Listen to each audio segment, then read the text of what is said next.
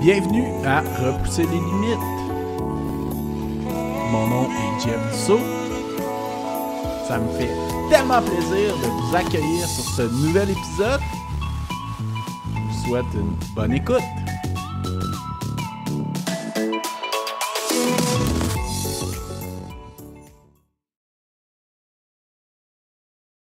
Bienvenue à Repousser les limites. Cette semaine, c'est un épisode très spécial. Je reçois deux Triple Crowners québécois qui ont terminé très récemment les 3 épreuves de 200 000 et même 240 000 à l'espace d'un mois d'intervalle.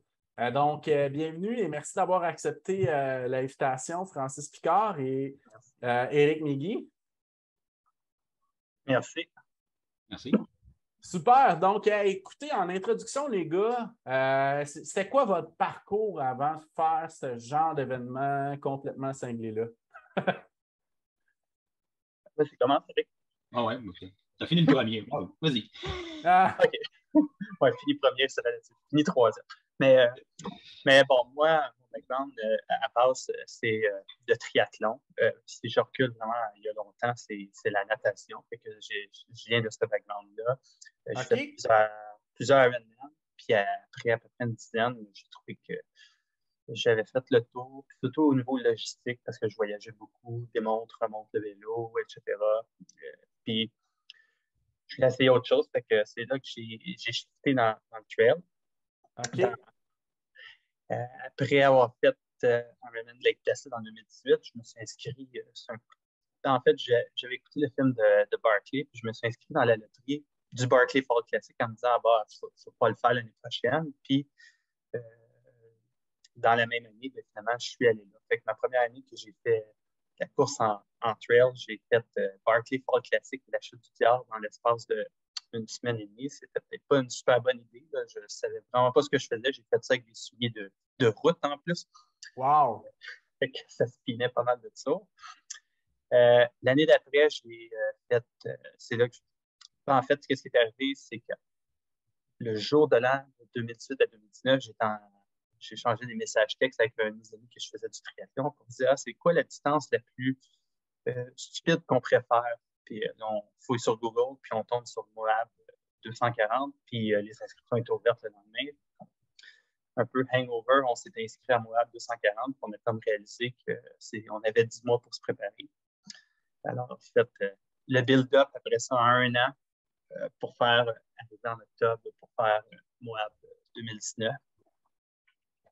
Fait un 100 km, un 100 miles, puis 240 en l'espace de 3 juillet à octobre 2019.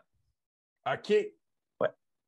Ouais, c'est ça. C'est comme je disais, mon processus décisionnel n'est pas toujours approuvé quand vient le temps, mais bon, ça fait partie de la game. De toute façon, je me suis toujours dit, tant que je suis capable de faire les distances, je vais essayer. Puis au worst case, je vais essayer, puis je ne finirai pas.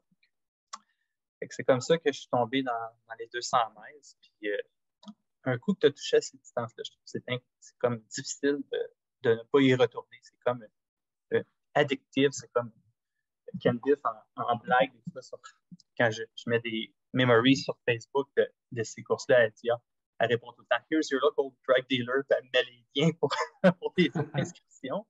Mais, fait que c'est comme ça qu'après ça, je me suis dit, je pourrais essayer de faire les 3. Tu sais, je dis, c'est pas l'idéal de faire les 3 dans la deuxième année que je faisais de la course en santé, mais je me suis dit, tant pis, j'essaye, je m'inscris aux 3. Puis là, on est tombé en 2020, les courses ont été annulées. Fait que, Ouais. On avait la possibilité, je pense, on avait l'option de reporter 2021 ou 2022. Je n'étais pas trop confiant pour 2021. Je l'ai reporté en 2022. Ce qui était une bonne chose parce que l'ICAO n'a pas eu lieu finalement. Fait que j'aurais été obligé malheureusement de probablement refaire Bigfoot. Mais fait cette année. Fait que probablement que le 2 ans de ne pas avoir fait, tu sais, que ça a été repoussé, ça a probablement été à La préparation. Clairement, être capable de passer plus relatif, plus facilement à travers ce projet-là. Super. Puis ton parcours à toi, Éric? Moi, je suis un peu plus conventionnel. Moi, écoute, j'ai toujours couru on and off, des petites distances. Puis en 2014-2015, dans ce coin-là, à un moment donné, j'ai fait une course à relais pour un œuvre de bienfaisance, le Québec-Montréal, en équipe. Ouais. Puis on faisait 10 km, tout ça allait bien, c'était bien correct. Puis, mais tu sais, courir sur route, je me blessais tout le temps un peu aux genoux, j'avais trop de la misère avec ça. C'est pour ça que je commençais, j'arrêtais, je ne faisais jamais vraiment steady. Puis, dans cette équipe-là de 6, il y a un des gars qui était un coureur de trail, genre plus des distances de 20 km dans le trail maximum. Là. Puis là, il m'a parlé de Sutton, de 20 km de Sutton. Puis il dit, écoute, il faut essayer ça. Ouais, les X-Trail, il faut essayer ça. Fait que j'ai dit, OK, c'est correct. L'année d'après, j'essaye ça. Puis là, j'ai pogné la piqûre, mon homme. Là, j'ai compris que l'asphalte, oublie ça, là, ça me blesse. Fait que en trail, il n'y a pas de problème. Fait que là, je suis parti. Là, j'ai fait X-Trail, j'ai fait Saint-Donat, 38 km. Je ne m'en rappelle plus c'est quoi le nom de la course, c'est celle qui est morte. Là. Le Vietnam, là, c'était. Avec le Vietnam, là. Ouais, ça, c'était bien drôle. Là. Après ça, ben, dans l'été, j'ai tombé dans Pandora, dans le temps que ça existait. Oui, on s'est déjà croisés à Pandora aussi. C'est là que j'ai fait mon premier vraiment longue distance. J'ai fait un 5 km cette première année-là. Ouais. Puis après ça, j'ai fait une couple d'autres courses. Finalement, ça a été j'ai fait des courses plus ou moins longues à gauche et à droite. Puis en 2017, ben, j'ai fait un peu plus de millage dans mon année. Puis c'est là que j'ai fait le Bromont 160. J'ai fini dernier. On avait 34 heures. J'ai fini en 34 heures et 1 minute. C'était vraiment là, une finish de fou de Mongol. Puis après ça, ben là, j'ai pogné la piqûre des 100 000. L'année d'après, en 2018, ben là, j'ai eu 2-3 échecs sur différents 100 000, différentes mésaventures de blessures. Finalement, à la fin de la saison, j'en ai réussi un en Louisiane. Ça m'a repépé. En 2019, ben là, j'ai fait un 100 000 en Arizona, en Antelope Canyon. Puis j'en faisais un autre au mois de mai à Riverland, dans le Maine. Sauf que juste avant Riverland, je courais avec mon chien beaucoup à l'époque. J'avais un chien qui était un peu fou, là, un peu comme moi. Puis, écoute, oui, je me rappelle, tu avais fait un 80 km avec ton chien. J'ai fait 92 km avec le chien, 16 heures avec le chien. Wow. Il était quelque chose, ce chien-là, mettons. Puis là, ben, quand à un moment donné, c'est ça, j'étais allé courir à Oka, il a eu peur d'un autre chien, fait qu'il s'est tassé, en tout cas, toute la mésaventure. Je me suis tiré le tendon, dans le mollet, le tendon, puis je me suis blessé, puis je me suis déchiré un peu le tendon, mais je ne le savais pas à l'époque. Je faisais chanfler du pied, je prenais une coupe d'Advil, ça désenflait dans la journée, je pouvais recourir la fin de semaine. Mais tu sais, à un moment donné, c'était blessé. Fait que quand je suis allé à Riverland, snap le tendon d'Achille, casseux complètement. Ouch! À 18 km, je casse le tendon. Puis, tu sais, moi, il y a une pierre qui m'a roulé sur le pied, ça a fait mal. Je sors mes bâtons, je continue d'avancer. Puis finalement, à 100 km, je suis DNF par défaut parce que je rentre à plus d'un temps. Là, j'ai boité pendant 80 km. Fait que je reviens au Québec, là, je vais voir la physio parce que un moment donné, il est pas mal. Là. Puis la physio a dit t'as déchiré du tendon, c'est opération directe, là. T'as pas le choix. Fait que je rentre dans le bureau du médecin sportif. Je suis chanceux, le chirurgien fait du bureau à côté. Puis là, il me regarde et dit je t'opère demain. Ah, OK. Fait que la saison est finie. Finalement, là, j'ai dit là, t'attaches ça solide parce que moi, dans 6 mois, je fais un autre 100 000. Fait que c'est correct, m'a attaché ça solide. Finalement, 5 mois et demi après, je fais Tunnel Hill en Illinois, qui est un 100 000 un peu petit train du Nord. Là. Fait que c'est un 100 000 qui est très rapide. C'est là qu'ils font les records de vitesse en trail, là, qui appellent ça du trail. Fait que c'est mon 100 000 le plus vite à vie. Puis là, ben, j'étais reparti. En 2020, ben, j'ai fait un 100 000 aux États-Unis. Puis finalement, ben, là, on a eu la pandémie. À l'automne 2020, ben, là, je dis, ben, moi, mes 50 ans s'en viennent. Ça serait un beau trip de 50 ans de m'inscrire au Triple Crown. Fait que je me suis inscrit. Puis là, ben, non, c'est pas vrai. À l'automne 2019, je me suis inscrit pour le Triple Crown parce que mon 50 ans, c'était en 2020. Puis là, ben, finalement, avec la pandémie, ils ont tout cancellé ça. Fait qu'on fait une coupe de 200 000 en virtuel à la place. OK. Puis on s'est entraîné en masse. Moi, contrairement à Francis, j'ai été un peu calme. J'ai dit, j'ai bon espoir, fait que j'ai reporté en 2021. Puis finalement, j'ai reporté en 2022. On a eu, t'avais-tu l'option de reporter par la suite? Ou je ne me rappelle plus si on avait prendre le cadre immédiatement. Moi, j'ai pris l'option de reporter en 2021. Puis là, après ça, ben, tu avais un frais supplémentaire pour payer, pour que tu payes. Puis là, après ça, quand je suis arrivé en 2022, mais comme j'avais déjà payé en 2021, ils me l'ont laissé. Fait que, cool, pas de problème. Ça ne m'a rien coûté de plus. Là. Fait que j'ai eu comme 2 années de report par chance. Là. Fait que là, j'ai pu faire. Mais tu sais, comme moi, là, comme entraînement, comme préparation pour le Triple Crown, ben, je suis allé faire un 100 000 en Georgie au mois d'avril. Puis j'ai refait Riverland au mois de mai parce que je voulais boucler la boucle. Je voulais avoir ma buckle. Là. J'ai fait 200 000 en entraînement à un mois d'intervalle avant de faire le Triple Crown. OK. Puis, comment vous avez entendu parler de ça, ces distances-là, 200 000? Ben, moi, comme je disais, c'est qu'on a fait une recherche sur Google de Ah oui, de la course la plus longue. Longest Trail Run, puis ça a tombé sur mon app, puis c'est là que je suis allé à connaître la série, là, les trois. Ouais. Je te dirais, je pense, j'ai entendu parler sur Internet, mais je pense que c'est surtout, à un moment donné, j'avais vu Pat Godin là, qui avait essayé de faire Moab, qui n'avait pas réussi. Là. Ouais. Puis, ça m'a comme, hey, écoute, Pat, c'est un astucieux de coureur, là, s'il ne réussit pas, ça veut dire que c'est une toffe, celle-là. Là. Ouais. Tu regardes un peu comment ça marche, c'est quoi exactement, puis là, tu dis, ah, ben oui, il y en a trois pareils. Bon, cool, OK, là, ça devient intéressant. Puis, comme je te disais, ben, c'était le trip de dire, ben écoute, moi, me payer un beau voyage pour mes 50 ans. Là. Ah oui, c'est clair. Ouais, puis aussi, qu'est-ce qui rajoutait dans le défi quand on s'est inscrit, ben, Eric aussi s'est inscrit en 2019, c'est qu'il était moins espacé.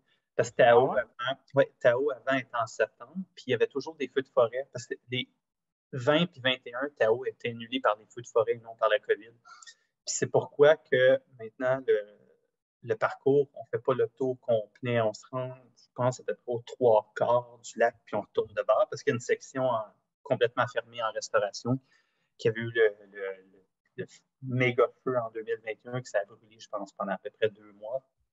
OK. Ça va prendre quelques années, je pense, avant que ça revienne le parcours officiel, mais je pense que ça va. Triple Crown ne reviendra plus avec tant Bigfoot en août, septembre Tao, puis finir Moab. Je pense que ils se sont. Au point de vue d'organisation, je pense que ça les arrange aussi. Ça permet de les espacer, puis c'est moins tough sur le staff. Puis avoir Tao en juin, je pense que ça les rassure aussi de savoir que la course va avoir lieu, puis qu'il n'y aura pas un incendie quelque part. Là, parce que c'est des courses à côte ouest, puis des feux, il y en a pas mal. Je pense que c'est 2-3 semaines après Bigfoot, l'autoroute qu'on utilisait entre les deux villages, qui est Packwood et Randall, était fermée parce que ça brûlait. Fait qu'on était à 2 semaines proche à Bigfoot d'être dans un feu de forêt. Là. Ouais. Ça passe proche, Bigfoot. Là. Il y a un moment donné, il se demandait s'il était pour avoir un reroute pendant la course parce qu'il y avait eu un feu de forêt, puis finalement, ils ont eu l'autre ligne. C'est vrai. Il y avait ça. Super. Donc, une fois que vous êtes inscrit, là, ça se passe comment? Là?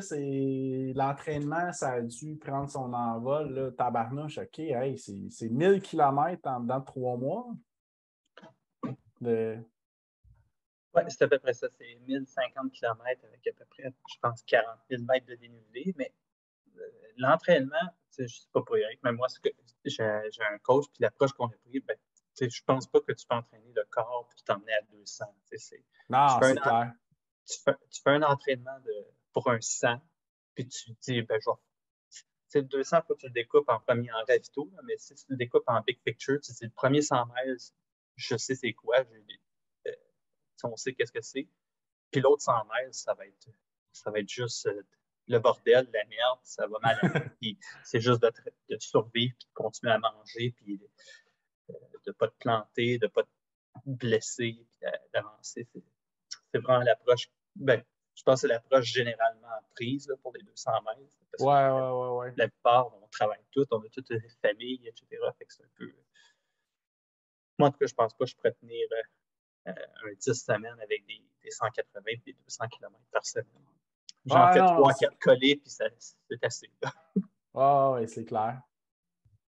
Ben, moi, c'est ça. Moi, j'en ai fait 4 ou 5 en virtuel, les 200 000 pendant la pandémie. Fait que, à un moment donné, j'avais appris un peu que c'était où mes limites, puis comment que mon corps réagissait. Là. Ah ouais, c'est clair. C'est sûr que la plupart, je les ai faites sur une semaine au lieu de les faire sur 3-4 jours. Là. Mais à un moment donné, j'en ai fait un en 101 heures, là, puis collé, là, vraiment back-à-back. Fait que, à un moment donné, tu développes une certaine confiance. Tu sais que tu vas avoir des downs, tu sais ce que tu vas remonter. Fait qu'à un moment donné, c'est comme l'entraînement après ça a été vraiment un entraînement de 100 000 comme Francis. Là. Moi, les grosses semaines, là, j'ai peut-être fait une centaine de kilomètres dans la semaine. Là. Je dépassais pas bien ça. Je préférais courir à chaque jour, mais faire une petite distance. Exactement. Puis moi, je rajoutais un peu de vélo sur Zwift, des 45 minutes, 1 heure, parce que ça fait bouger. Fait que, Ouais. parce que, tu sais, je pense ces distances-là, pendant l'entraînement, on est sur une ligne mince, mince, mince. Tu tombes d'un bord, t'es sous-entraîné, puis l'autre bord, ben, tu te blesses. Ah ouais, t'es toujours sur la ligne, c'est clair. Ouais. C'est peut-être de savoir la ligne à faire. C'est toujours less is more. Ouais. Puis moi, j'ai Candice Berg que j'avais entendu en entrevue qui disait la meilleure chose que ça prend en fait là, pour se préparer à ce genre d'affaires-là, c'est plus être un bon power hiker qu'un bon coureur. Qu'est-ce que vous pensez de ça? Moi, je trouve que ça aide pas mal. C'est sûr que quand ça monte, tu ne t'ostines pas à courir. Là, tu y vas en marche et en hiking. Là. Les bâtons, ils servent en tabarouette. Là. Puis même sur le plat, ben, à un moment donné, à la fin, là, moi, je regarde, je ne sais pas toi, Francis, mais moi, je te dirais le deuxième 100 000, là, je vais marcher avec les bâtons plus vite que je vais courir. Mm-hmm. Ouais, c'est ça. Puis moi, je le découperais même les 3 courses. C'est Taouk, c'est un bon hybride des 2 styles. Course, power hike. Bigfoot, c'est un festival du power hike. Tu peux pas courir. Versus moi, que c'est très, très, très courable. Tu as une grosse section avant d'arriver au ravito Road 46 que c'est vraiment, tu fais un Z. C'est des lignes, tu as 575 pieds de dénivelé. Ça fait à peu près 200 mètres de dénivelé sur 50 km. Fait que ça se court. Tu as beaucoup de sections dirt road qui sont courables. OK. Mais oui, tu as des sections dans chacune que tu n'as pas le choix de faire du power hike. Puis c'est long. Surtout plus Bigfoot, je trouve que les montées sont beaucoup plus hautes, plus in your face.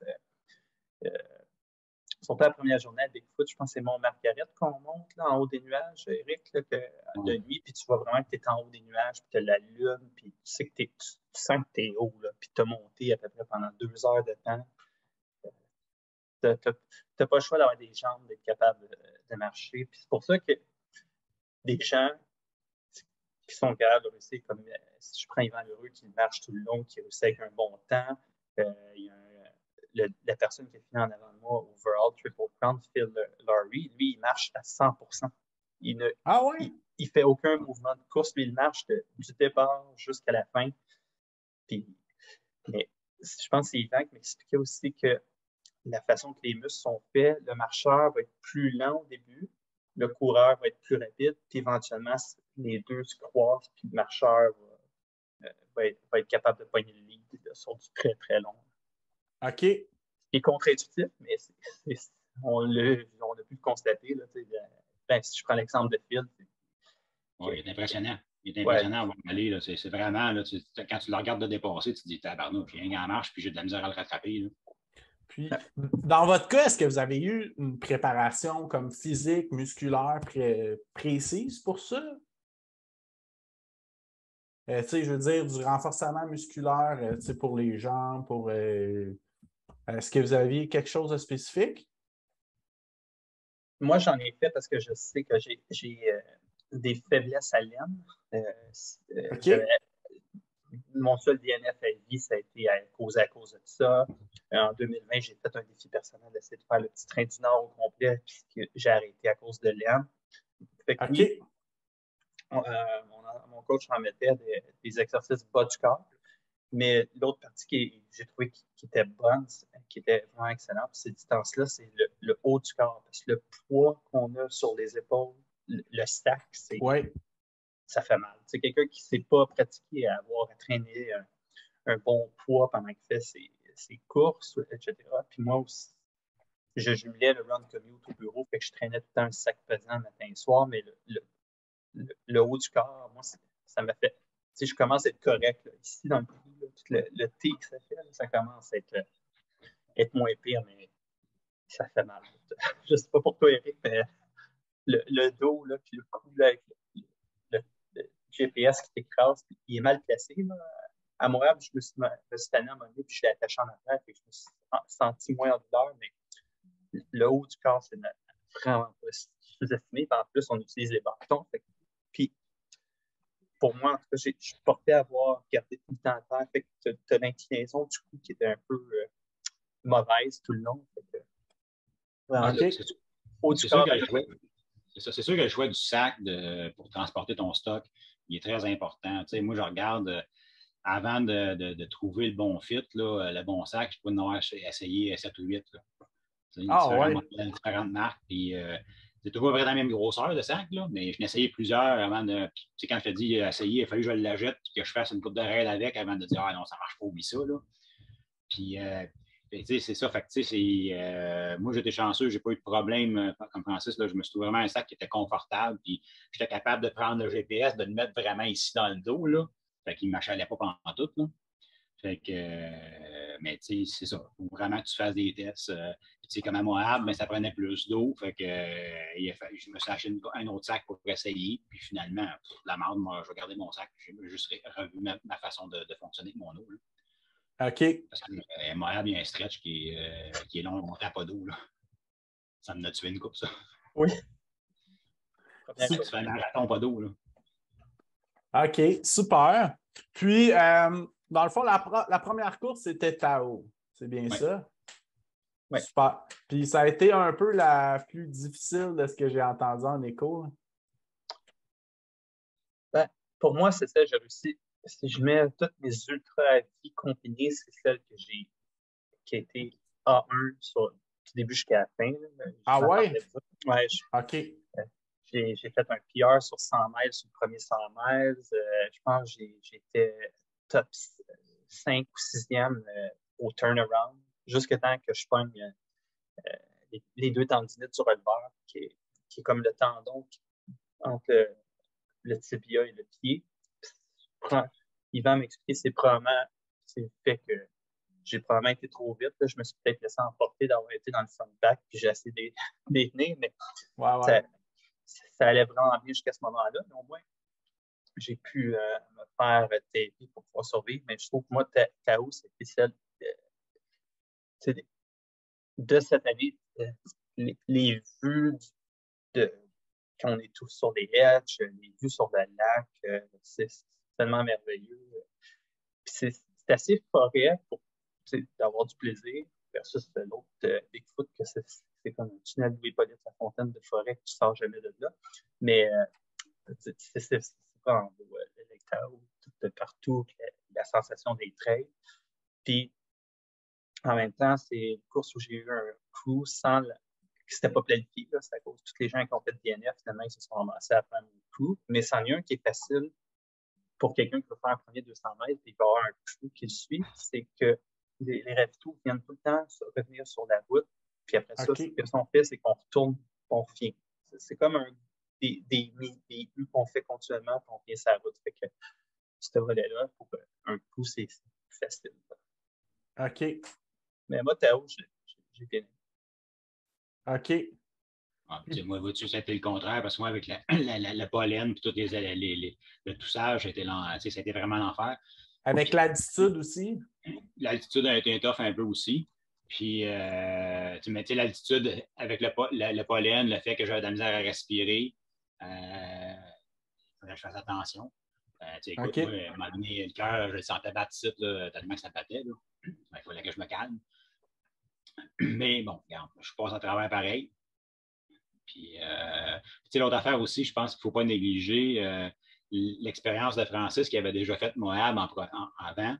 Ben, avoir fait un 200 000, même si moi j'en ai fait plusieurs en virtuel, c'est pas pareil que d'en faire un vrai. C'est vraiment complètement différent. Puis, il y a des affaires que j'ai faites à Tao, qu'après ça, quand je suis arrivé à Bigfoot à Moab, je dis fuck that, on fait pas ça. J'ai essayé de dormir à Tao à 80 km, puis j'ai juste perdu 3 heures à essayer de dormir. Je ne m'endormais pas parce qu'on roule sa caféine un peu la nuit. Fait que t'es craqué, tu ne veux pas. Fait que tu ne peux pas dormir. Fait que il faut vraiment que tu te dises un 200 000, là, tu pars. Puis quand ton corps fait un shutdown, c'est là que tu dors. Autrement, ça ne donne rien. Là. OK. Ça, c'est vraiment vrai parce que pour avoir fait Moab en 2019 versus cette année, toutes les erreurs. Je pense qu'en 2019, je n'avais pas d'affaires là, premièrement. C'était bon d'être inscrit. Je pense que j'ai fini en 107 heures. Mais comme Eric dit, je me couchais. Moi, je crampais continuellement. Fait que je me couchais. Fait que moi, quand je l'ai fait en 2019, j'ai dormi moins que cette année, mais j'ai fini 23 heures avant. Fait que, fait que mais c'est le fait de ne pas dormir. J'ai tellement eu des hallucinations brutales un mois en 2019, la lune qui se balance dans les roches, des hallucinations d'odeur, etc. Mais non, j'ai vraiment vu la différence. C'est comme Eric dit, même entre les trois durant l'année, ils sont tellement rapprochés que tu as le temps de te rappeler, de dire, j'ai fait ça qui n'est pas correct, j'aurais pas dû faire ça, j'aurais dû prendre telle proche, que la course suivante est tellement proche versus que quand tu fais une course par année ou deux, sont espacés, fait que là, tu te dis, ben là, l'année prochaine. Tu arrives l'année d'après, puis tu te rappelles peut-être pas que c'était changé. Là, ils sont tellement rapprochés que ce qui est le fun, c'est que tu peux faire des tests, devoir faire des ajustements, puis tout de suite voir, ben, c'est le fun, ça marche. Ouais. Ça. Ce qui n'est peut-être pas une bonne idée, des fois, s'ajuster on the go, mais bon, c'est pas le choix. C'est tellement bon. Ouais, c'est clair. Super. C'est ça, tu sais, c'est ça. À un moment donné, quand je regarde dans les ravitaux, à un moment donné, tu manges un peu n'importe quoi, puis là, à un moment donné, il n'y a plus rien qui rentre parce que tu es trop fatigué, il fait trop chaud, whatever. Puis là, c'est comme, OK, tu regardes le menu, tu te dis, bon, qu'est-ce que je peux bien essayer qui va rentrer? Parce que là, il faut que je mange. C'est clair. La tarte aux citrouilles. C'est comme ça que j'ai trouvé la tarte aux citrouilles. À un moment donné, dans un ravito, il y avait de la tarte aux citrouilles.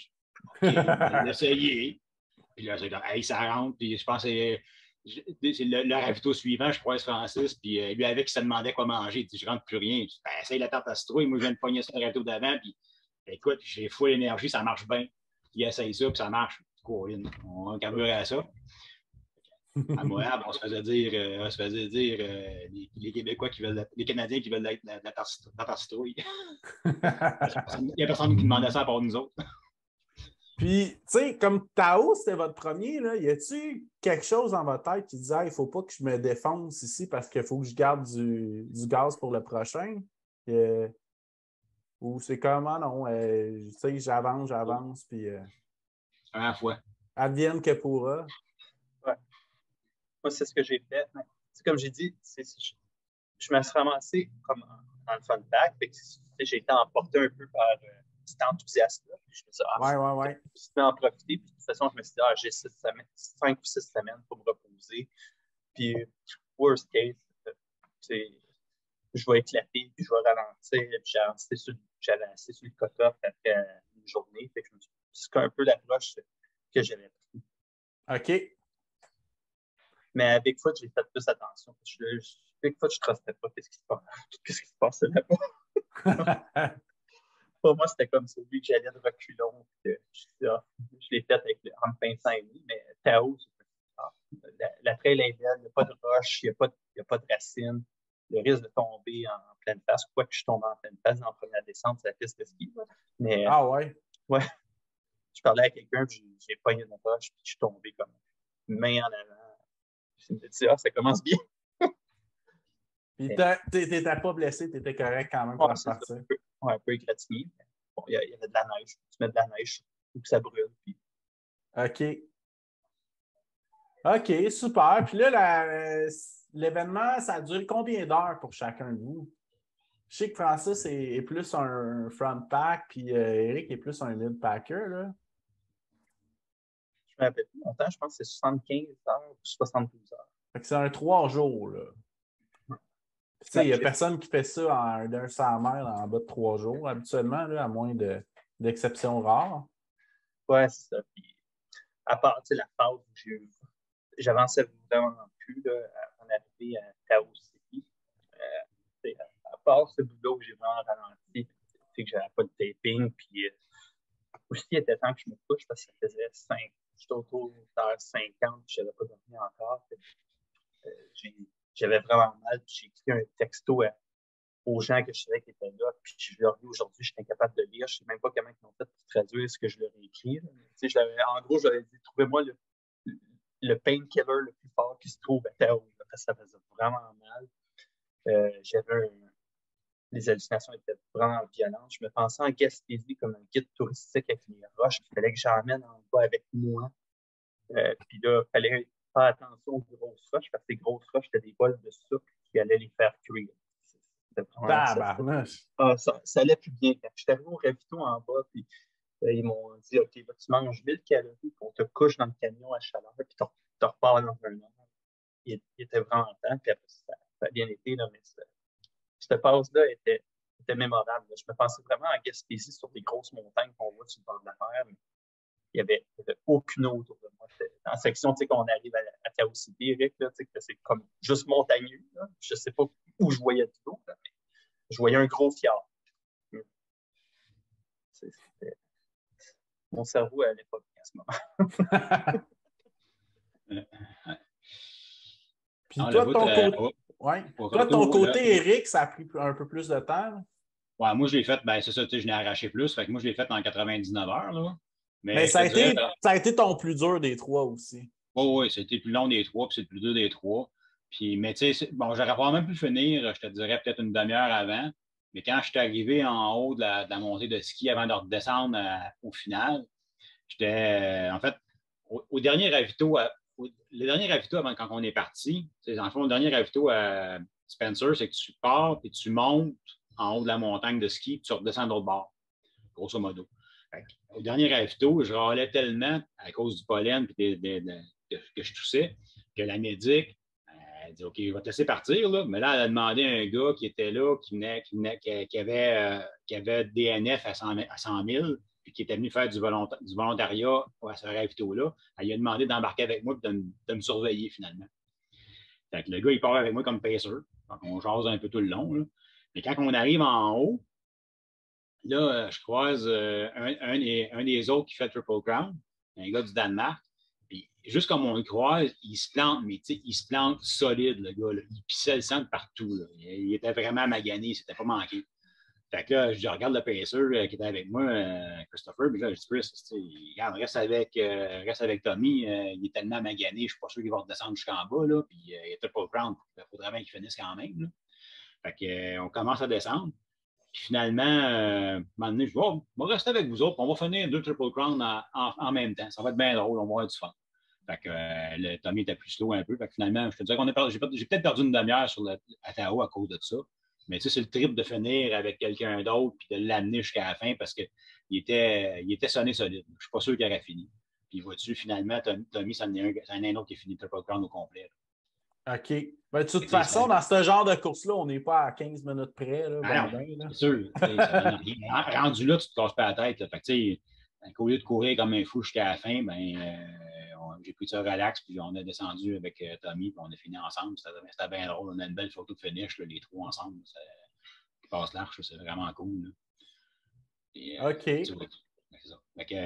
Mais oui, moi, je l'ai pris, dans le fond, comme je disais à un moment donné à la blague, moi, j'ai rentabilisé mon investissement, j'ai fini 24 heures plus tard que Francis. Puis, fait que Tao se termine, tout va bien. Fait que qu'est-ce qui se passe dans votre tête, là? Vous dites, ah bon, il y a l'autre qui s'en vient dans tu disais 5-6 semaines, je pense, Francis? Je pense que c'est à peu près ça, hein, Eric, 5-6 semaines. 6-7, presque 7 entre les deux.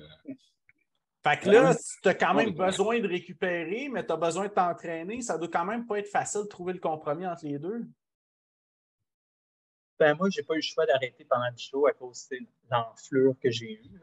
Les 2 tendinites, mon pied droit était aussi gros que mon cou, mais ma jambe, en fait.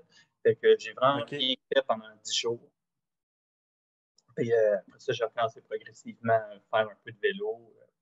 Mais au point de vue des longues distances, je pense que j'ai fait un mini week-end shot, si on peut appeler ça.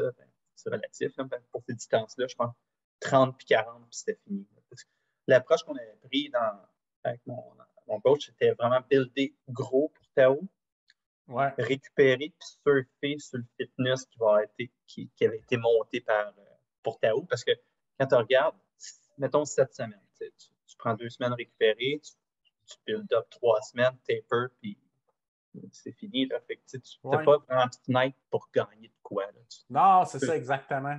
Tu peux juste te mettre plus fatigué. Puis, je pense que la clé, c'est d'arriver le plus reposé, surtout au deuxième, parce que tu as une fatigue accumulée. Puis je trouve que c'est le volet qui est le plus difficile de se remettre dans ces courses-là. C'est pas au niveau physique, mais c'est la fatigue du corps, puis la fatigue mentale.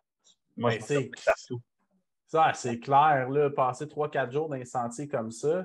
Puis, la première nuit, est-ce que vous avez dormi? Comment ça se passe, votre stratégie de course? Sais-tu, bon, on verra comment ça va se passer. Vous aviez vraiment une stratégie puis une approche de fait? Je vais y aller. Mais à Tao, non. C'est comme je ramène au fait tantôt, les courses sont tellement rapprochées que ça permet de faire des tests. Oui. À Tao, je m'étais dit, je ne ferai pas comme moi, je vais dormir. Je m'étais fait la stratégie des power naps, des trail naps, quand je le sens, des 15 minutes. Ça n'a vraiment pas marché, fait que ça n'a pas été bon. Si je reviens à l'hallucination tantôt, que je me croyais un guide touristique, etc. Puis, tout ce volet-là. À Bigfoot, j'ai pris une approche différente. Je me mettais à dormir. Le premier 24 heures, je ne dors pas parce que je me dis que c'était comme un 100 mètres qu'on connaît, qu'on était habitué, qu'on fait en temps normal, qu'on ne dort pas. Puis je dormais tout le temps comme avant le lever du soleil pour me réveiller quand le soleil se lève, pour avoir le high du lever du soleil. Tu sais, on pogne tout un boost là, quand le soleil se lève. C'est ce que j'essaie de m'arrimer. Ça a vraiment bien fonctionné. Puis c'est ça que j'ai refait à Moab, mais en sens inverse. Là, je me couchais quand le soleil, parce qu'il faisait tellement chaud à Moab, que je me couchais quand ça commençait à refroidir un petit peu, peut-être 1 heure, pour avoir le maximum de temps au frais dans le noir. Parce qu'à Moab, on a eu l'enjeu de la chaleur qui était incomparable à ce que j'avais fait en 2019. Fait que je m'ajustais par rapport à ça. Ça a été l'approche que j'ai prise. Puis, quelques power naps, quand je commence à sentir que je marche comme si j'avais bu une bouteille de vodka à la paille en 10 minutes. Là. Quand tu sens que tu perds pied et tu marches tout croche, là, puis je me dis, OK, je vais me coucher 15-20 minutes, je vais sauter dans le cerveau parce que tu es à risque de te planter, de te perdre, parce que les courses se sont. Candice, cette année, l'approche a appris, c'est de moins baliser. Puis je l'ai vraiment vu pour avoir fait, moi, en 2019 et 2022, que c'était pas balisé cette année. Fait que, il fallait que ton cerveau soit en alerte. Fait que c'était deux stratégies. OK. Ouais, tu vois-tu, moi, le Tao, comme c'était la première, vraiment 200 000 que je faisais, j'essayais de dormir plus. Puis ça n'a vraiment pas été une bonne affaire. Là. OK. Fait que, après ça, quand je suis arrivé à Bigfoot, j'ai dit, je vais dormir à la deuxième nuit. J'ai dormi 1 heure dans la deuxième nuit. Puis à la troisième nuit, j'ai dormi 1 autre heure. Puis après ça, j'ai juste fait des power naps. À gauche et à droite. Quand tu es capable, quand tu es plus capable de mettre un pied en avant de l'autre, ou à un moment donné, ben, il y a un bout, j'étais avec Stéphane, puis là, c'était lui qui dormait debout. Fait que là, on s'est couché 15 minutes, on est reparti. On fait ça 2 fois, puis après ça, on était correct. À Moab, je n'ai fait que des power naps. J'ai vraiment jamais essayé de dormir. Et puis, quand je te dis power nap, là, moi, souvent, c'était 10 minutes sur le bord du chemin. Là. Je mettais ma montre pour me réveiller au bout de 20 minutes, une demi-heure. Mais je me réveillais toujours au bout de 10 minutes, puis je repartais. Fait que, mon nap le plus long, ça a été 20 minutes. Mais généralement, c'était des 10 minutes. Moab, là, sur 98 heures, ça m'a pris pour le faire. Là, j'ai dormi 3h10 au total. Hey, c'est pas beaucoup, hein? Ouais. Il y a juste vraiment à la fin, le dernier, je te dirais, le dernier 20 000, parce que là, j'avais l'air d'un ivrogne, carrément. Comme un ivrogne. Puis là, c'est comme genre, OK, là, ça n'a plus de bon sens. Je dormais sur le bord du chemin 10 minutes, je repartais. Je faisais un autre 10 km, je me recouchais 10 minutes, je repartais. C'était fou, bien raide. Mais ça, c'est une bonne stratégie quand tu es capable de t'endormir sur la trail, parce que quand tu arrives dans un ravito, c'est tellement bruyant. Tu as beaucoup de bruit, puis tu veux vraiment optimiser ton temps. Puis aussi, je ne sais pas pour toi, Eric, mais quand tu dors sur la trail, de te mettre une alarme, tu mets assez long que ton corps vient refroidir, puis te frette, puis tu dis, OK, j'ai vraiment pas le choix de Je suis obligé de repartir, je ne veux pas être en hypothermie, puis tout ça, ouais. C'est ce que Johan Rock avait dit à son premier 100 mètres, première édition du Bromont Ultra. Ouais. Puis versus dans les ravitaux, tu as un feu, tu as des couvertures, tu es comme douillet. Fait que tu dis, je vais snoozer. Là, c'est ce que j'ai fait un peu en 2019. J'ai snoozé plusieurs fois. À un moment donné, je réalise, là, je suis arrivé, il fait du noir, puis le soleil se lève, puis je ne suis pas encore parti. OK. Ouais, moi, je me rappelle à Moab, là, à Paul Canyon, là, il faisait tellement frais en haut de la montagne. Tu arrives là, puis là, t'arrives là, le ravito, il y a une belle tente avec un feu dedans. Tu rentres dans la tente, là, il doit faire 25 degrés, puis tu sors dehors, puis il fait 5. Et là, tu te dis, si je rentre, puis je m'assois, je me lève plus. Là. Je reste là. Ah ouais, c'est clair. C'est comme, donne-moi de la bouffe, je repars. Sinon, oublie ça, là, je reste là. Puis comme de fait, il y en a une couple qui sont restés, puis à un moment donné, il y avait des gars qui étaient plus rapides que moi, que j'ai dépassé là, puis ils m'ont rattrapé genre 3 ravitaux plus loin. Là. OK. C'est la beauté des power naps. Ça te force à te lever et partir. Ah ouais. C'est confortable, ça, à terre. Tu trouves un tas de feuilles ou un. Faut juste pas te mettre sur le sentier parce que tu te fais gosser par les autres. Es-tu correct? Ouais. Ben, tu sais, moi, je me rappelle à Moab, là, sur le bord de la route, là, à un moment donné, tu te dis, OK, là, il y a des chars qui passent, je vais me coucher sur le bord, je vais laisser ma frontale allumée pour que le char me voie parce que je ne veux pas me faire passer dessus. Là. Mais c'était vrai ça. Là. C'est un power nap de survie. Là. Ah oui, c'est vraiment ça. Là. Un des premiers que j'ai fait dans le dernier stretch, là, c'était comme genre, à un moment donné, j'arrive avec j'étais un autre coureur que je courais beaucoup avec, puis à un moment donné, c'est comme genre, on s'en va où, là? On fait quoi? Je suis plus sûr de ce que je m'en vais, là. Là, c'est comme Char Gaïa, puis c'est comme, OK, ouais, je m'en vais là-bas. Pourquoi donc je m'en vais là-bas? Je pense qu'on va me coucher, finalement. Wow. Puis, toi, de ton côté, Éric, ta stratégie, là, Francis a répondu un peu moins toi. Est-ce que tu avais des. Comment s'est passé la récup? Puis, t'as-tu reparti le training avant le deuxième 100 mètres, deuxième 200 mètres, c'est-à-dire? Ben, moi, je vais dire, c'est pas compliqué. Moi, je cours à tous les jours. Ouais. Fait que c'est sûr qu'après Tao, j'étais plus magané à cause de la toux, là, le pollen. Sauf que moi, j'avais prévu, j'étais en Californie, fait que j'avais prévu d'aller faire une semaine dans le Sonoma Valley. Fait que j'étais allé boire du vin pendant une semaine. C'est sûr que les 3-4 premiers jours, c'était rough un peu parce que là, j'ai compris par après, c'est que l'eau qui te donne un ravito est traitée à pristine. Moi, j'avais jamais expérimenté ça. C'est là que je l'ai expérimenté. Puis j'ai compris que la pristine puis mon estomac, ça ne marche pas. Fait que j'en ai eu à peu près pour 3 jours à avoir l'estomac tout croche. Là. Fait que après ça, ben, maintenant, à force de boire du vin, ça a passé. Donc, non, on a profité. Fait que quand je suis revenu au bout d'une semaine ici, ben, ma récupération était faite. Je suis reparti à courir à tous les jours comme je fais tout le temps. Puis, j'ai pas fait par exprès faire des longues distances. Je faisais des semaines normales. Là. Mes semaines, c'est des semaines, je te dirais entre 70 et 100 km par semaine. Puis, fait que je faisais des semaines normales jusqu'à Bigfoot. Entre Bigfoot et Moab, c'était la même chose. J'ai fait des semaines normales. Puis, question taper, ça ressemble ça à un 100 mètres? Tu sais, la réduction de volume avant la course? Oui, à peu près ça. C'est à peu près 2 semaines. Ça a été un qu'on a fait. Moi, j'ai toujours la même stratégie, que ce soit un 100 000 ou un 200 000.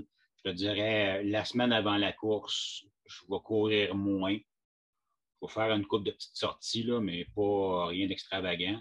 Puis, c'est vraiment relax. Là, juste pour donner la chance justement aux muscles de se reconstruire. Mais, sinon, la fin de semaine avant, je vais faire du volume pareil. Puis, c'est vraiment la semaine à partir du lundi jusqu'à le début de la course que je vais slacker off. Là. OK, super. Donc, Bigfoot, comment ça s'est passé au juste? Vas-y, Eric. Ben, moi, Bigfoot, ça a été une fun. Là, comme je te dis, c'est sûr, j'ai eu l'avantage d'en faire un méchant bout avec Stéphane Girard, fait que ça a été comme le fun. Là. Plein de découvertes, on a eu bien du fun, on a eu du fun ensemble dans la course. Ouais. C'est sûr que le bout des sentiers de motocross, où tu cours une patte dans le sentier et une patte sur la butte, genre un pied et demi plus haut, là, tu essaies de trouver t'as pas de pace, là, c'est tough. Mais écoute, la montée au Mont-Margaret, c'était vraiment beau. Là. Mais tu sais, il faut que tu t'imagines, là, tu montes, à un moment donné, tu te rends compte que tu as traversé à cause de nuages, tu tombes d'abord, puis tu es au clair de lune, fait que tu vois juste les tops de montagne. Puis tu vois en bas, entre les montagnes, tu vois comme une espèce de lac, jusqu'au temps que tu réalises que c'est les nuages qui sont là. Puis là, tu tombes d'abord, puis là, tu regardes de l'autre bord, puis là, tu te dis, hey, genre 5 km plus loin, 1000 pieds plus haut, il y a une lumière, une frontale d'un gars qui s'en va par là-bas. Là. Puis c'est par là que je m'en vais. Donc, écoute, ce stretch-là, je pense que c'est comme le stretch a peut-être 30 km, puis je pense qu'on monte pendant 20 km. C'est tough sur le mental, sauf qu'à un moment donné, tu finis par descendre puis tu arrives. C'est juste ça. Mais non, moi, Bigfoot, j'ai beaucoup aimé, surtout la section. Celle que j'appréhendais, c'est qu'il y a une section où tu montes 5000 pieds dans un stretch. Puis le 5000 pieds, il se monte comme ça. C'est vraiment, ça monte. Là. Ça monte solide pendant longtemps. Là. Puis tu sais, hey, ça va être tough monter ça. On n'a pas ça au Québec, ce genre de montée-là. Puis finalement, monter, je suis arrivé en haut, puis ça a bien été. Fait que, oh, coudonc, OK, on est prêt, on a du fun. Puis tu sais, c'est beau parce que tu as les grands pins, je pense pas que c'est des séquoias dans ce coin-là, mais tu as des grands pins là, qui sont vraiment gros. Puis, tu sais, il est couché à terre, puis l'arbre couché à terre est plus haut que toi, là. C'est des troncs. Oui, c'est impressionnant, oui. Ah, c'est impressionnant, puis j'ai eu du fun. Tu sais, moi, Bigfoot, j'ai eu plusieurs aventures intéressantes. Là, où je me suis fait piquer par des guêpes 3-4 fois à un moment donné dans une nuit. Oh oui, une nuit pour traverser une rivière, je pogne une branche pour voir l'autre bord, qu'est-ce que c'est, puis je passe la branche, mais je me rends pas compte qu'il y a un nid de guêpe dans la branche. Là. Fait qu'elle m'a dit, hey, ça pique. Hey, attends une minute, ça pique. OK, ben, je suis pas allergique. Chance que je suis pas allergique, que tu es allergique, c'était fini, c'était fort de bord. Ouais. Mais c'est ça, fait c'est toutes des aventures où à un moment donné, on arrive, il y a une rivière qu'il faut traverser. Là, il y a une espèce d'Américain un peu débile qui arrive. Là, il arrive, il dit ah, il faut traverser, il part, puis il traverse à la course dans la rivière. Tu sais, vraiment, genre, pas arrêter pour 2 cents. Non, moi, j'étais avec Stéphane pour se demander où on passait, pas trop se mouiller les pieds. Lui, il part dans l'eau, il y en a jusqu'aux genoux, pas de problème de l'autre bord. OK, on l'embarque, on le suit, puis finalement, il se perd au bord, on le déperd parce que c'était compliqué pas mal de se retrouver. Fait que, toutes sortes de petites aventures. Fait que j'ai eu vraiment du fun, là, vraiment trippé. Écoute, le dernier chemin, avant le dernier ravito, il y a un chemin un peu genre un ancien chemin de carrosse de cheval. Là. Puis ça descend, juste une petite pente douce de rien du tout. Le chemin s'est refermé un peu, mais il te reste juste la trail. Là. Puis là, ça descend, c'est super courable. À un moment donné, on se met à courir avec Stéphane, on clenche. On avait un pace, on est rendu peut-être à quoi? À peu près 300 km, 320 km d'impact. Puis on descend un pace de 4,5 à 5 minutes du kilomètre. Là, en courant comme des débiles. Fait que c'est fou, les affaires c'est vraiment des affaires de fou. Fait que moi, j'ai vraiment trippé ma vie. J'ai eu du fun au bout. Là. Bigfoot, n'importe quand, je recommence. Là. OK. Vraiment, Francis. Je te suivrai pas.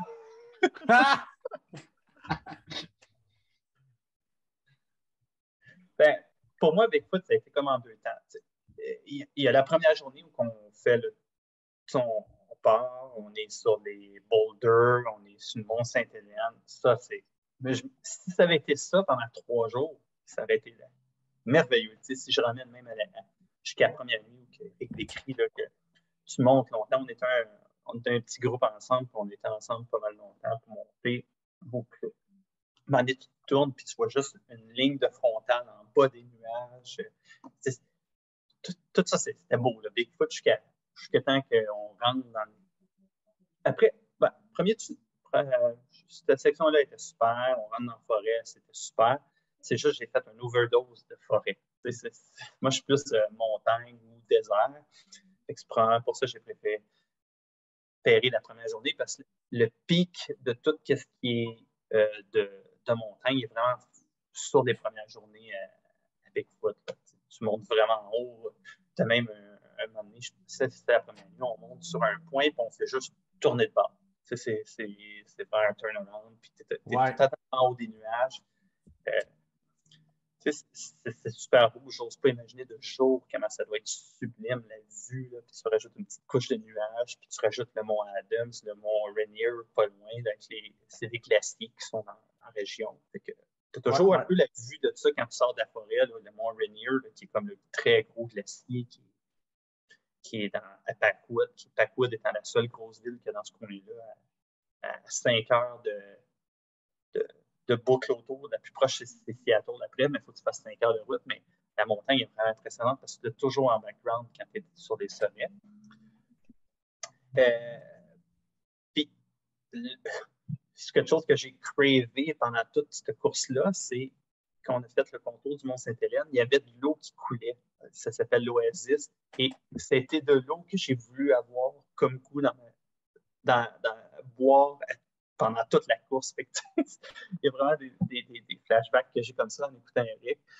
J'ai croisé mon premier ours à vie aussi à Bigfoot. Un ours noir?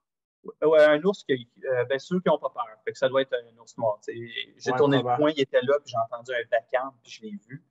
Puis, semble-t-il, c'est très rare dans cette région-là. Ça aurait été plus à Tao qu'on aurait techniquement croisé, mais celui à Tao qu'on a croisé, il était dans notre stationnement autour de notre voiture quand on était assis en train de boire de la bière sur le balcon, puis il y a un ours qui se promenait dans le stationnement. Mais première fois que j'ai croisé un ours de ma vie, c'est ça. C'est que Bigfoot, c'est que tu rentres dans un tunnel, c'est pas courable.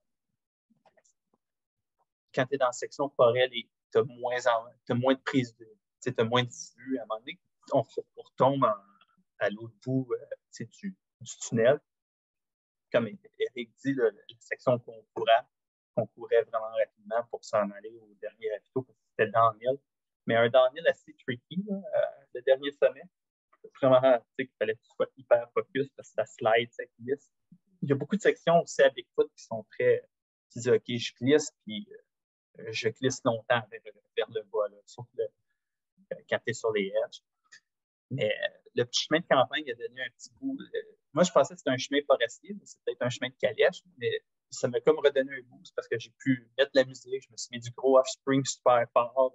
Ça a comme donné un regain d'énergie. Puis à la fin, au bout de ce ravito, j'avais un ami qui m'attendait pour finir la dernière section qui n'était pas loin. Fait que c'était la dernière section, le chemin de Calèche-Lac Forest Trail, jusqu'à la fin, ça a été vraiment la section la plus rapide parce que je n'avais pas couru du tout, fait que j'avais les jambes qui étaient comme OK, on peut courir, allons-y.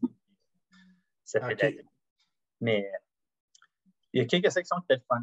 Les traverses d'eau étaient super agréables parce que moi, je les ai passées dans la journée. On a eu une journée chaude, je pense, américain, right? Une journée seulement ou deux. Mais... Ouais, la troisième journée, il faisait chaud à tabarouette. Là. Ouais. J'étais avec un gars, il s'appelle David. À chaque fois qu'on croisait un cours d'eau, on s'assoyait dans le cours d'eau et on attendait que nos jambes tombent engourdies, qu'on ne sente plus la sensation de nos jambes pour les relaxer. Puis on repartait. On se dit, on a un autre dans 3-4 km, on se rassoyait dans l'eau, puis on attendait que ça engourdisse pour repartir.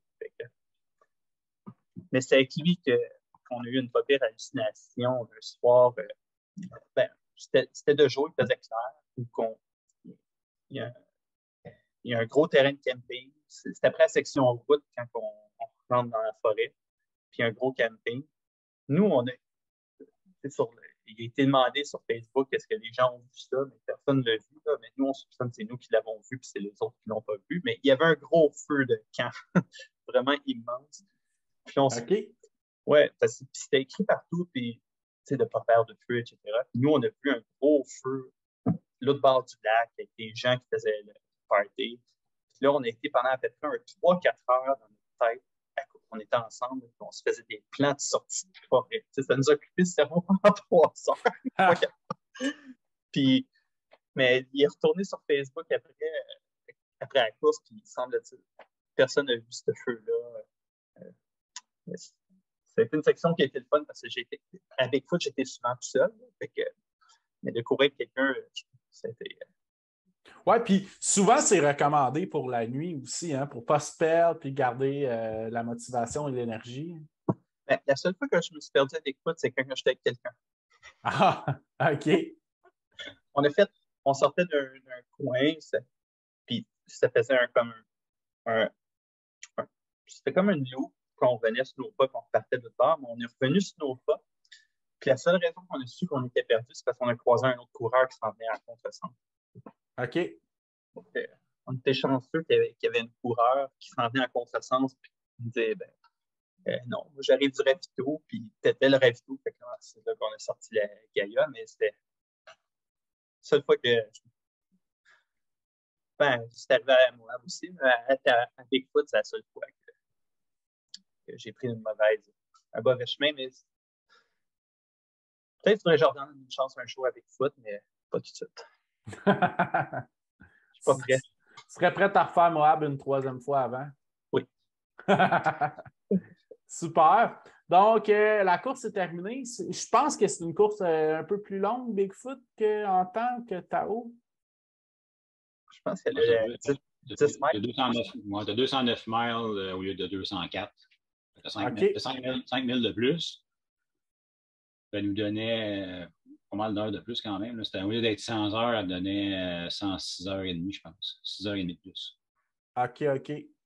Ouais. Ça donne une idée de la difficulté de la course. Même, tu sais, t'as pas beaucoup plus de millage, mais t'as quand même, à cause du dénivelé, t'as quand même du temps de plus. Ouais. Puis toi, Francis, as-tu fini quand même pas mal en tête dans cette course-là? Non, c'est ça que j'ai fini.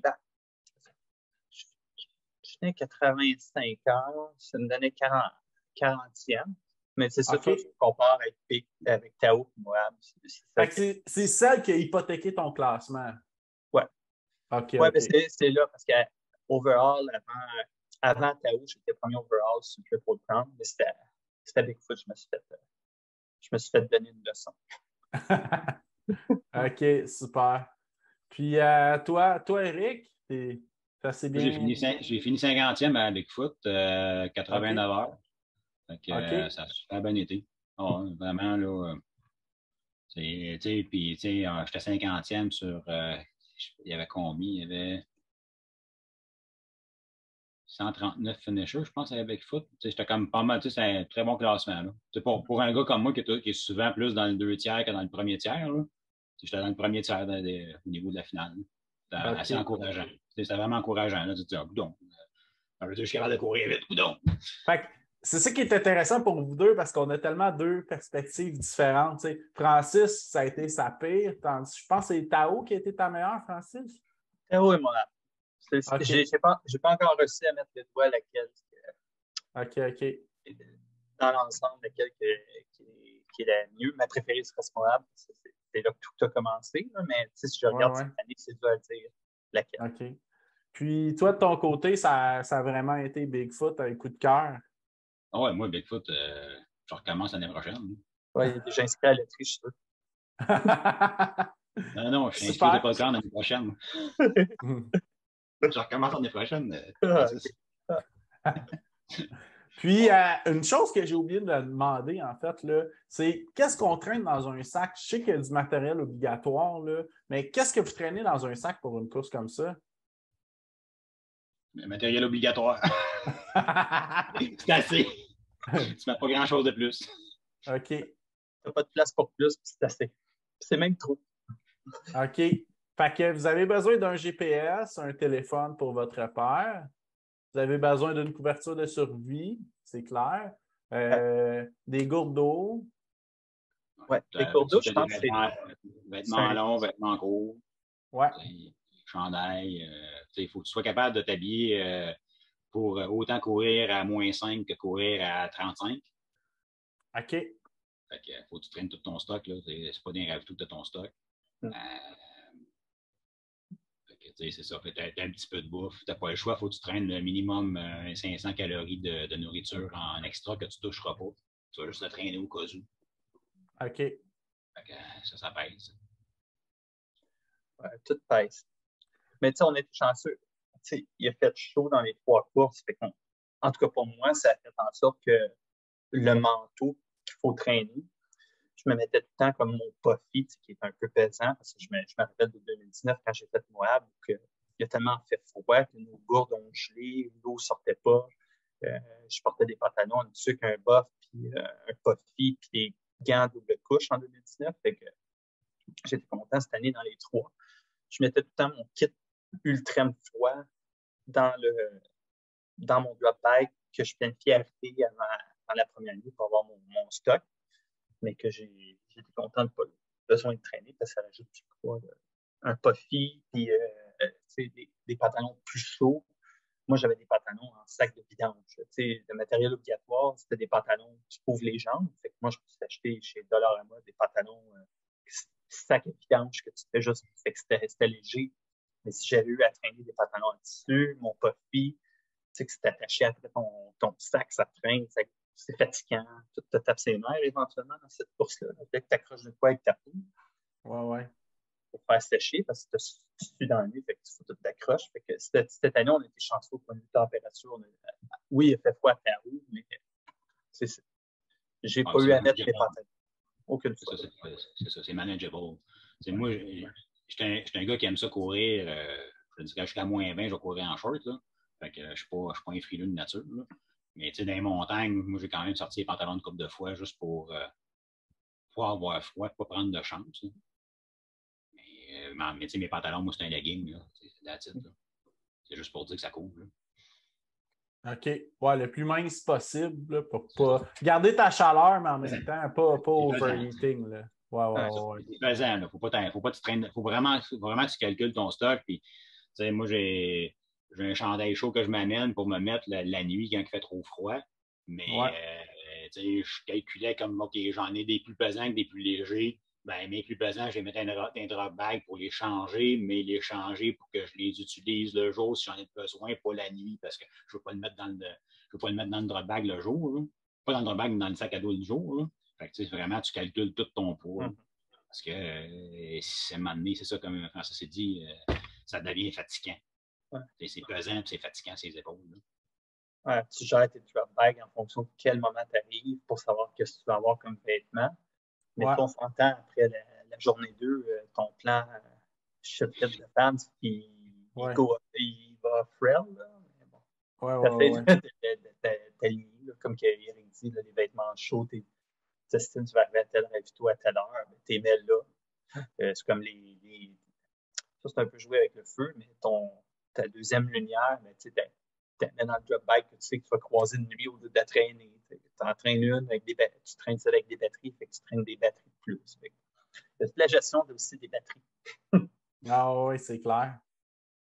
Puis, pour la gestion des drop bags aussi, puis pour avoir parlé à un couple qui ont fait Coca-Dona ensemble là, tout le long, je sais qu'il y a des longs splits aussi. Est-ce que les splits, c'est compliqué pour l'eau ou c'était quand même pas pire dans votre cas?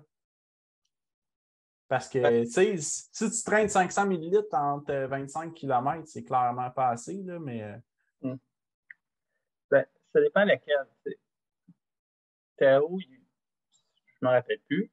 Bigfoot, tu pouvais gérer facilement avec un filtre, puis de traîner 1 litre seulement, puis... filtrer de l'eau. Ouais. Il y en avait vraiment partout à Bigfoot, fait que ça, c'était ça. Moab, ça a été l'inverse. L'eau, tu ne veux pas toucher à ça. C'est plus brun que ton mur en background, même avec un filtre. OK. Puis à Moab, je pense, c'est vrai que tu me corrigeras, mais je pense que dans la première journée, on a une section 28 miles entre 2 ravitaux, puis il y a une chute d'eau, mais les barils d'eau sont au soleil depuis à peu près 10 heures. Fait que l'eau est dégueulasse. Elle est aussi dégueulasse que celle que tu traînes. Fait qu'elle n'est pas... Mais Moab, tu ne peux pas filtrer l'eau. En tout cas, moi, je n'aurais pas osé, même dans la section chez Mountain, où là, il y a beaucoup d'eau qui coule, puis surtout, on a pogné un petit peu de pluie, puis c'était drôle à voir. Dès qu'il y a un petit peu de pluie, voir l'eau tout descendre de la montagne, mais c'est tellement bourré de... C'est des ranchs, c'est des vaches. Ah. Tu ne veux pas toucher à cette eau-là, parce que moi, je pense même filtrer, je ne la tracerais pas. Là. Je ne sais pas si tu as essayé, Eric, mais moi juste me tremper les mains pour me rafraîchir, c'était le plus... Moi, j'étais game. Me mettre de l'eau dans la face, mouiller mon bof, ma casquette. Mais je me rendais pas à filtrer. Je n'avais pas le courage. Non, mais ça en descendant de chez Mountain, je pense que toute la section à Vito, là, il faut que tu regardes où tu mets les pieds pour ne pas piler dans les bouses de vache. Tellement qu'il y en a dans le chemin. Là. Fait que là, tu te dis, l'eau est belle, elle est claire, mais on va laisser faire.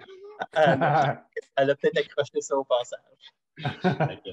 De toute façon, c'était plus frais dans ce temps-là. Fait que tu bois moins d'eau quand c'est plus frais. La nuit, j'imagine, t'en bois moins. Là. Ouais, c'est ça. Fait que, tu vas gager en conséquence. Mais Moab, c'est vraiment juste, je te dirais, la première journée qui est off parce qu'il y a vraiment beaucoup de distance entre les ravitaux. Puis ton drop bag, écoute, le premier drop bag était à quoi, 70 000? Fait que t'es vraiment genre ce que tu as pris pour ce que tu as mis dans ton sac pour partir, c'est ce que tu vas avoir pour le prochain 18 heures. Là.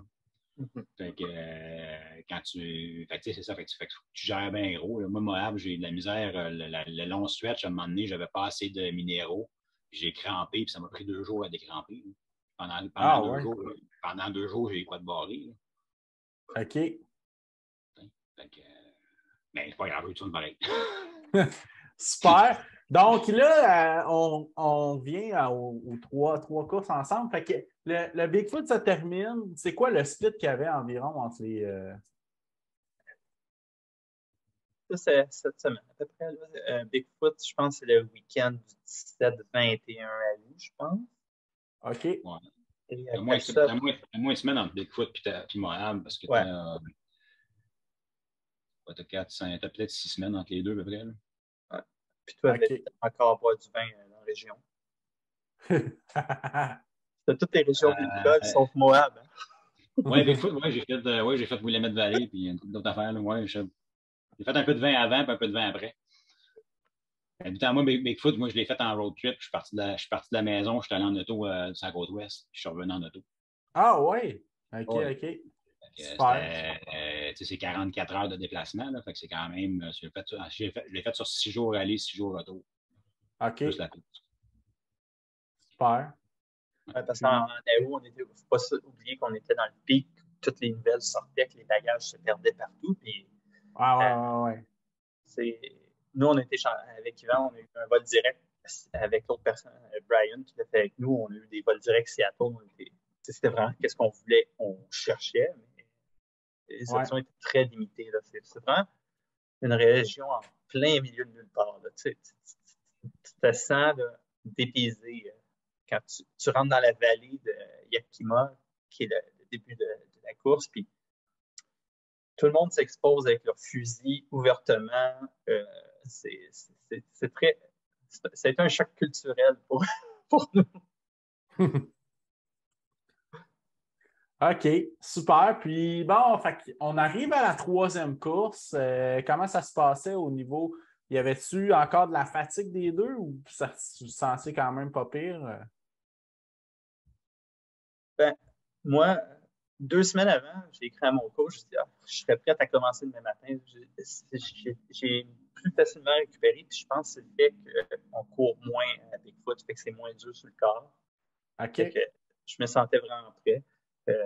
C'est surtout, je retournais à une place que j'avais déjà été. Faut pas oublier, quand j'ai fait Moab en 2019, après l'avoir fait, je ne me rappelais plus rien après la première nuit. Après la première nuit jusqu'au finish, je ne me rappelle de rien. Fait que là, je retournais à Moab, je voulais m'en rappeler. Là, chose que je me rappelle cette année, je me rappelle de tout. Mais non, pour moi, ça a été plus facile, puis c'est probablement le fait que j'ai moins couru. Moins dur sur le corps. OK. Moi, c'est ça. Moi, Moab, c'est une de celles que j'avais le plus hâte de faire parce que tu regardes les vidéos des YouTube de ceux qui l'ont fait et tu te dis, hey, ça va être beau, c'est épouvantable. Finalement, un coup dans la course, OK, il y a pas mal de route finalement, là. C'est moins le fun un peu, mais bon, les paysages sont beaux. Il y a ça. C'est beau. Il ne faut pas se le cacher. Là. Les montagnes, c'est beau. La roche est rouge. À la 4e journée, tu te dis, bon, ben là, on peut-tu voir d'autres couleurs rouges, là, parce que je suis tanné, là. Mais tu sais, c'est ça. Fait que j'avais hâte de la faire. Fait que quand je suis arrivé, moi, je l'ai primé bien pour partir. D'ailleurs, c'est celle que j'ai faite le plus vite. Je suis autant que je casse chez Mountain. Écoute, le premier 100 000, je l'ai fait avec Francis quasiment tout le long. Là. OK. Ouais, on se leapfroguait. On faisait des leapfrogs, tu sais. On se passait l'un après l'autre, on se rattrapait aux ravitaux. L'un partait avant l'autre, puis rattrapait l'autre. Je pense que c'est ça jusqu'au 100 000. À peu près ça, jusqu'au 100 000. Après ça, ben là, on a pogné la première grosse montée. Puis je pense que psychologiquement, j'anticipais la montée, fait que j'ai cassé dans la montée. Là. Puis après ça, Francis m'a clenché le restant du temps. Ouais, quand je tombe en montée, je suis correct. Le moteur embarque. Puis, Moab aussi, c'est la plus longue des trois. C'est un 40, c'est 240 mètres. Ouais. Ouais. 43,5. OK. Elle OK, triche. super. On a 3 mètres de body. OK. Donc, j'imagine une fois rendu là, tu sais, la machine est partie, c'est une journée de plus. Ben, quand tu regardes mes 2 temps, j'ai fait ça m'a pris moins de temps, à peu près, ça m'a pris 2 heures de plus que Bigfoot, tu sais, te mettre en perspective. Ah ouais, OK. Les deux sont totalement disconnectés. OK. Fait que, puis, c'est que Moab, tu as beaucoup de sections, tu peux faire courir. Le dernier où j'ai eu mon pacer pour les 40 derniers mètres, à partir de Geyser, on a fait c'est une route de terre battue. Fait que tu rentres en forêt, puis Porcupine Rim, qui est la plus belle place qu'il y a à Moab. Là, je ne sais pas si tu as fait de jouer, Eric, là, mais Porcupine Rim, c'est comme tu as la vue des deux côtés de la vallée. Tu as l'Arches National Park au loin, puis tu as toute la Green Valley. C'est la plus belle place. Mais le dernier 40 miles, on l'a fait en 8h30. C'était courable. C'était pas pareil comme en 2019 pour moi. OK. En 2019, j'avais des souliers que je n'avais pas changé de souliers de points plus gros. Fait que j'étais complètement poigné. Bref, toute plein d'améliorations que j'ai pu faire. Que j'étais capable de courir jusqu'à la fin.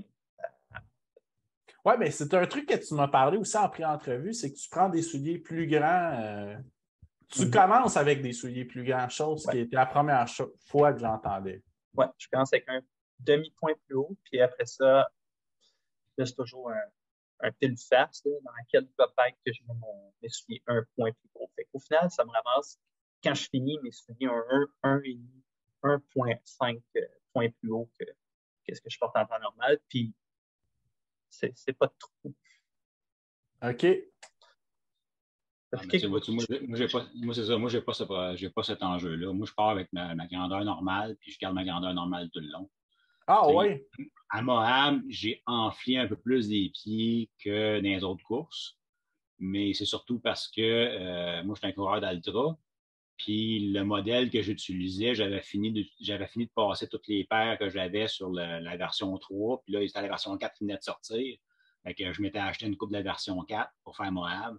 Puis j'ai juste pas réalisé que la version 4, bien, dans le bas du soulier, sur le côté, c'était un mèche qu'il y avait. Fait que tu cours dans le désert, fait qu'un mèche, ben, tu as du papier sablé dans les souliers. Là. Fait que j'ai couru dans du papier sablé pendant 240 000. Ah ouais, OK. Ah oui, à tous les ravitaux, j'enlevais mes souliers, puis je sortais pas mal de sable. Aucun gator, j'avais trouvé ça merveilleux, mais j'ai vu ça. Même avec un gator, ça n'aurait pas réglé mon problème parce que le gator ne descend pas assez bas. Le nouveau modèle d'Altra qu'ils ont fait, c'est vraiment de la merde. Là. Vraiment, c'est vraiment un mauvais soulier qu'ils ont fait. Une mauvaise correction. Ils ont fait une mauvaise nouvelle version de soulier qu'ils ont fait pour courir dans le désert. Courir dans la boîte, il n'y a pas de problème. Là. Mais dans l'eau, je suis certain que ça doit être le fun parce que ça élimine l'eau plus vite. Mais dans le désert, c'était clairement pas le bon soulier. C'est un détail que je n'ai pas pensé. Fait que la prochaine fois, on va faire Moab, on va trouver un soulier plus isolé. Mais je n'ai pas l'avantage, j'ai pas le défaut d'avoir les pieds qui enflent. Moi, 500 000, je pars avec une paire de souliers, puis je finis avec la même paire de souliers 500 000. Je ne change jamais de souliers, je ne les enlève jamais. OK. Puis toi, Francis, tu changes-tu aussi sur un 100 000 ou c'est plus spécifique au 200? Au 200. Sur 100 000, je suis correct. OK. C'est vraiment, on dirait que ça gonfle. Puis, c'est pas la seule partie de mon corps qui gonfle parce que, moi, j'ai ma lumière, c'est une ceinture. Puis, à chaque nuit, il faut que je l'étire un petit peu plus. Bon, vraiment, j'ai l'impression que mon corps retient l'eau. Okay. C'est contre-intuitif. Tout le monde dit tu dois maigrir, tu dois avoir l'air d'un squelette à la fin. Mais moi, au contraire, je finis, là, j'ai l'air probablement d'avoir des jumeaux dans le ventre jusqu'à temps que, après 3-4 heures où ça tout va, là, mais moi, j'ai honte. OK. Clairement, j'ai honte. OK. Donc, comment s'est passé votre Moab en général? Ben, Moab, moi, c'est versus 2019, ça a été sublime parce que je me rappelle de tout. Oui. Il y a certaines sections que je passais, là, puis j'étais surtout au début quand je courais avec des gens, je me disais, je l'ai fait dans 2019, puis je me rappelle vraiment pas que je suis passé ici. C'est comme totalement nouveau. La première journée, il a fait ultra, ultra chaud. Moi, on savait qu'il allait faire chaud, mais je pense que c'était 24, 25. Mais ressenti, je pense que c'était beaucoup plus dur que ça. Ou c'est parce que le fait qu'on arrivait du Québec, puis notre corps avait retombé dans le mode de froid. Fait que première nuit, moi, ça a commencé, ça s'en allait off track. Premier ravito de nuit qui est Indian Creek, il est devant moi. Je sais pas, j'ai comme eu un brain fart, mais j'ai tourné à droite, puis je suis même pas allé au ravito, j'ai continué 3 mètres. C'est comme, je sais pas qu'est-ce que mon cerveau a fait. Puis à un moment donné, je parle avec un coureur, je dis, hey, le ravito, il est où? C'est comme, j'avais complètement oublié que. Puis il dit, ben, on vient de partir. Puis là, je sors ma nave, je vois, je passais tout droit, il faut que je retourne 3 mètres. 3 mètres, c'est 5 km. Dans ces distances-là, ça écœure parce que c'est pas comme si tu courais un 10-15, tu dis, OK, j'arrive à ce ravito-là. Je pense que Eric était là, en plus, et puis apprécier le spectacle que j'ai donné aux médics. J'ai totalement vidé mon corps de tous les liquides que j'ai bu pendant les 10 dernières heures. J'ai vraiment tout ressorti. 4, 5, 6 bons jets. Je pense que probablement avec le recul, je pense que j'ai trop bu dans la chaleur. Puis je pense que j'étais arrivé au ravito, j'étais hyper le corps chaud. J'avais calé des paquets d'affaires avec bien de la glace. Je pense que j'avais calé un demi-litre de coke avec de la glace. Je pense que j'avais overheaté là, cet après-midi-là. Puis j'ai refroidi mon corps, puis ça a tout ressorti. Bref. Puis après ça, ce qui était drôle, c'est que ce qu'il faut savoir dans ces courses-là, c'est que tu reviens tout le temps croiser les mêmes mythiques qui suivent à peu près le même. Tu sais, on dirait, je sais pas pourquoi, là, mais ils sont comme attachés presque à un groupe à la même pace, fait que tu recroises tout le temps. Fait que tu recroisais tout le temps la même mythique à chaque ravito, puis elle était tout le temps craintive. Puis au final, quand j'étais arrivé au finish, on pensait pas que tu allais continuer après avoir été aussi malade, mais bref. Première nuit, ça a été ça, puis là, ça va vraiment mal. Je ne suis pas capable de rien garder dans le corps. Je passe la première nuit, la deuxième journée, il fait hyper chaud. Parce que c'est ça, la deuxième journée. Après ça, on a couru, c'est la deuxième nuit, right? Eric, ensemble, qu'on a sauvé le coureur.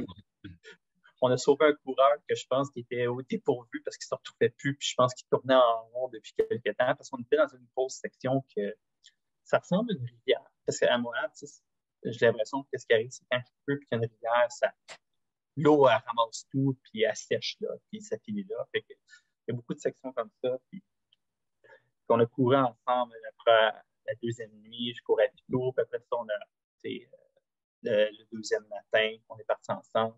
Après ça, tu commences à rentrer un petit peu en montagne avant d'arriver dans la section flat. Puis la section flat, elle est très, très flat. C'est vraiment.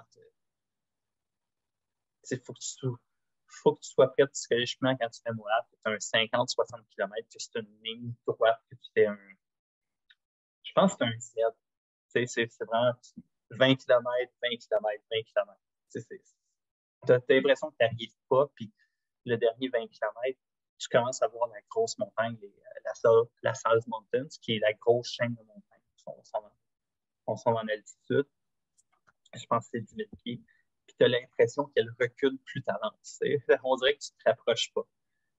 Puis aussi, ce qui est le fun, c'est que quand tu arrives, c'est Road 46, c'est là que tu reprends un peu le contact avec le monde extérieur. Puis là, les coups, à Moab, il y a une grosse section, je pense que c'est entre le mile 20 à 110, je pense que les coups ne peuvent pas accéder. Fait que tu ne vois pas personne à part des coureurs.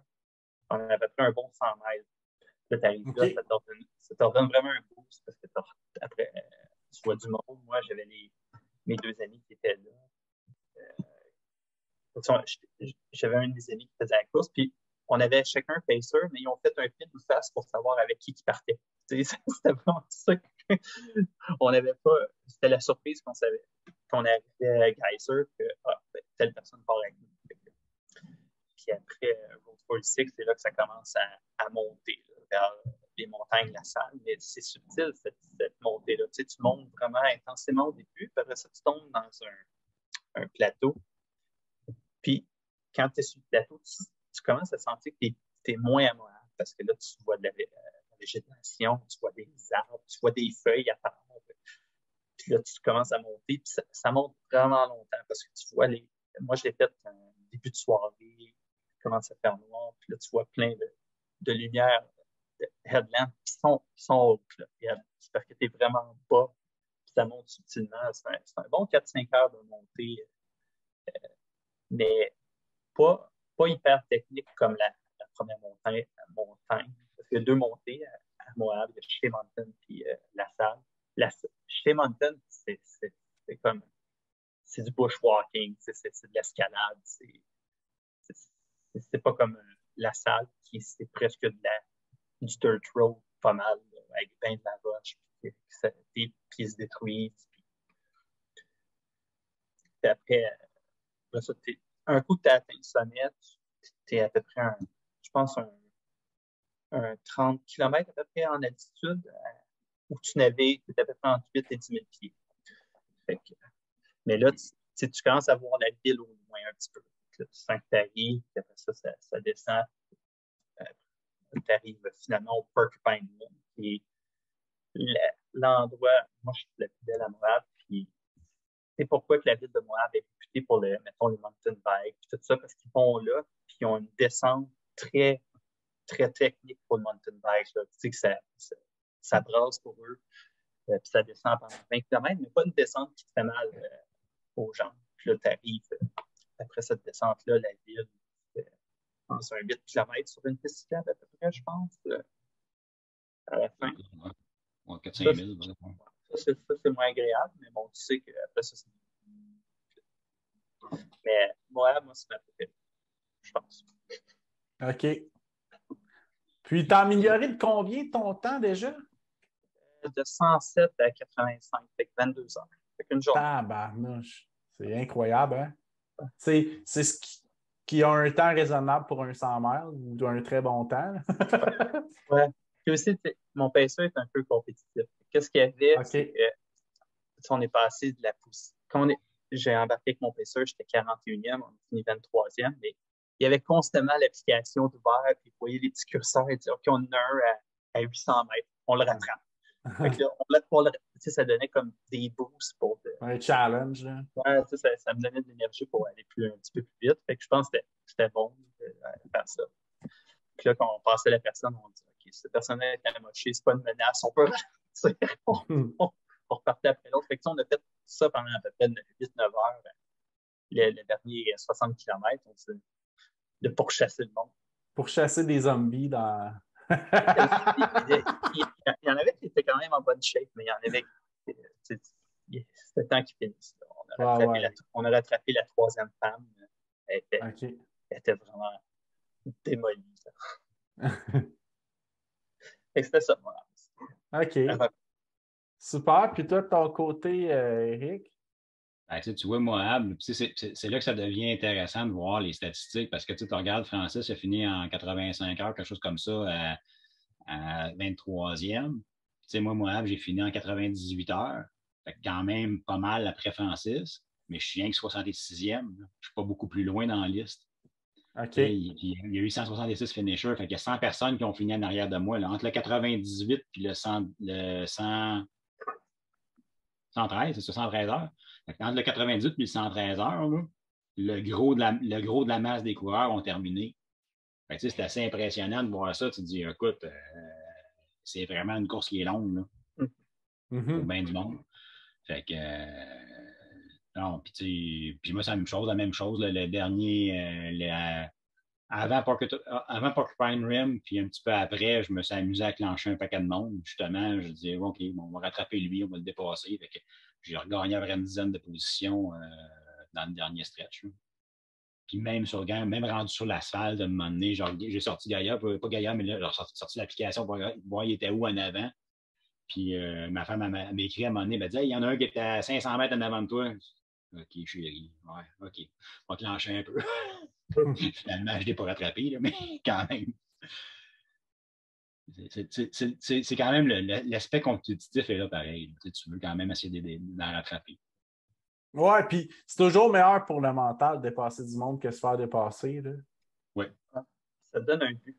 Je veux dire, ça te garde occupé mentalement. Ouais, c'est un but quand même positif. Là, puis, Ben, je vais te dire, à partir de Porcupine Rim jusqu'au temps qu'on arrive à la piste cyclable, là, moi, je l'ai faite à la fin de la nuit, là, juste comme le soleil se levait un peu. Puis, écoute, à un moment donné, il y a un grand bout, là, il doit y avoir 15-20 km que j'avais l'impression d'être sur un tapis roulant avec des images qui passent sur le côté. Là. J'avance pas. Là. Puis, à un moment donné, c'est comme genre, OK, là, je suis tanné, là, la fin est là-bas, je le sais que je m'en vais. Là, regarde, on commence à courir, là, puis on va clencher parce que je suis tanné. Là, je vais arriver. On rentre à la maison. Là. On rentre à la maison, c'est le temps. Là, c'est comme genre, le paysage ne bouge pas, là, parce que de nuit, cette bout-là, Francis l'a fait de jour, lui, il a vu la vallée, puis tout. Moi, rien vu, j'ai rien vu du noir et du rouge. Tu vois les roches, puis c'est tout. Là. Fait qu'à un moment donné, tu dis, hey, je peux-tu finir cette bout-là? Il fallait qu'elle est tough dans le noir, hein? Ah, écoute, c'est longtemps dans le noir. Il n'y a rien. L'image, c'est vraiment ça. Tu t'imagines, tu marches un tapis roulant ou tu cours un tapis roulant, puis tu as une image qui passe à côté de toi et qui ne change pas. C'est longtemps quand tu fais ça pendant 5-6 heures. Là. Parce que mon pacer, lui, quand on a fait la course ensemble en 2019, lui, il l'a fait de nuit. C'est tough à courir parce que c'est continuellement de la roche. C'est une track de mountain bike à base. Fait que les autres, il y a de la roche partout. Mais faire de chevaux, c'est un autre game. Puis, lui, il a eu du fun. Il était sur des jambes fraîches. Ah, c'est clair, c'est totalement différent comme expérience. Là. Puis, toi, t'avais-tu des PSA pour chaque course, Francis? Tao, c'était pas prévu. Je me suis ramassé en un crew puis des pacers, un groupe de 6 personnes parce que c'est tout le cumul des DNF. Fait qu'à la base, moi, je faisais tout solo. À Bigfoot, c'est quelqu'un qui s'est offert la dernière, dans la semaine avant, dire ben, je peux venir faire le dernier 20 km avec toi, la section qu'on sort du bois jusqu'au village. Puis à Tao, ça s'est décidé 2-3 semaines avant. Là. Finalement, mon ami et moi, on a eu un petit groupe d'amis qui courent des ultras. Puis il y a 2 personnes qui disent ben, on va venir finalement. Ils ont fait un pile ou face, savoir qui paye c'est qui. OK. Parce qu'on était à peu près de même vitesse, mais finalement, lui, il s'est ramassé à se coucher en haut des montagnes de la salle à 10 000 mètres dans un sleeping bag, puis il a dormi là pendant 6 heures. Je sais pas comment il a fait. Aïe, aïe. Fait que son pacer l'a entendu en bas pendant à peu près 6-7 heures avant qu'il redescende, mais je sais pas comment il a fait pour dormir parce que c'était quand même frais là, de nuit. Puis toi, de ton côté, t'avais-tu des PSE, Eric? Non, moi, aucun PSE. J'ai juste profité de celui de Stéphane Bigfoot, là, mais puis par la bande, j'en ai ramassé un à Tao le dernier stretch. Là. Mais non, Moab, c'est 0 PSE. OK. Mais je te dirais, effectivement, je pense, en fait, je vais le refaire l'année prochaine, là, puis je vais réfléchir sérieusement à l'option d'avoir des PSE. Juste pour le challenge de me faire botter le derrière et de finir plus de bonne heure, de finir plus tôt. Parce que je le vois que je suis capable, par moi-même, de finir plus tôt. Fait qu'avec les pacers, c'est sûr que je vais le faire. C'est sûr que ça te pousse, là, quelqu'un qui est frais. Puis surtout mentalement, qui est disposé aussi. Là. Ouais. Comme je dis, c'est ça, le petit Moab, le premier 100 000, j'étais avec Francis, on était dans le top 25 tout le long. Là. Fait que pour un gars comme moi qui est toujours habitué d'être plutôt dans le deuxième tiers, écoute, de dire, ouais, regardons ça, sur ce genre de distance-là, je suis capable d'être dans le pack de début de course. Là. Écoute, ça vaut la peine d'avoir quelqu'un qui te botte le derrière et qui va t'amener jusqu'à la fin de même. Puis, là, c'est terminé votre course, vos 3 courses. Toi, Francis, c'était quoi déjà le nombre d'heures que ça t'a pris? 200 quelque chose? 248. OK. OK. Les minutes, je ne m'en rappelle plus, mais. Non. Mais de toute façon, les minutes comptent plus rendu là. Ouais, c'est ça. OK. Super. Puis toi, de ton côté, Eric? Je suis à 286. OK. Ah. Puis moi, ce qui m'impressionne le plus dans ces distances-là, c'est de voir les splits de temps entre les gens. Là. Contrairement à un 50 km ou peu importe quel ultra, le monde se suit, mais là c'est des. Fait que tu dois passer vraiment des longs moments tout seul, des fois. Oui, Ouais. mais tu as beaucoup aussi. Tu sais, ce qui arrive, c'est que tu as des groupes qui se forment implicitement. Tu recroises les mêmes gens au ravito, souvent tu repars avec le même groupe, puis le groupe se split, se repogne au ravito. Moi, c'est ce que j'ai remarqué dans les trois, c'est que j'ai été à peu près avec le même groupe de 10-15 personnes à chaque course. Là. OK.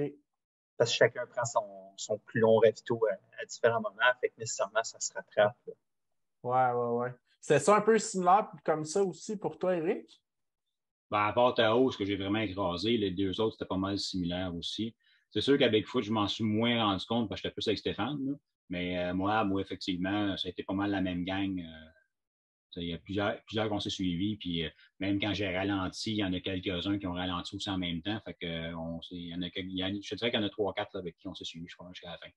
C'est drôle parce qu'à un moment donné, tu échanges différentes affaires, différentes informations. Puis, écoute, tu développes un peu un genre d'amitié, si tu veux. Là. Ben oui, c'est clair. Puis, parlons de nutrition, là, comment ça se passe sur une course comme ça? Eric disait que ça a été tough un moment donné, tarte aux citrouilles. Avant qu'on parte l'entrevue, il y a Francis qui disait qu'il y avait des bières dans un drop bag. Fait que, est-ce que tu as bu des bières pendant la course? Oui, au Utah, les bières sont très faibles.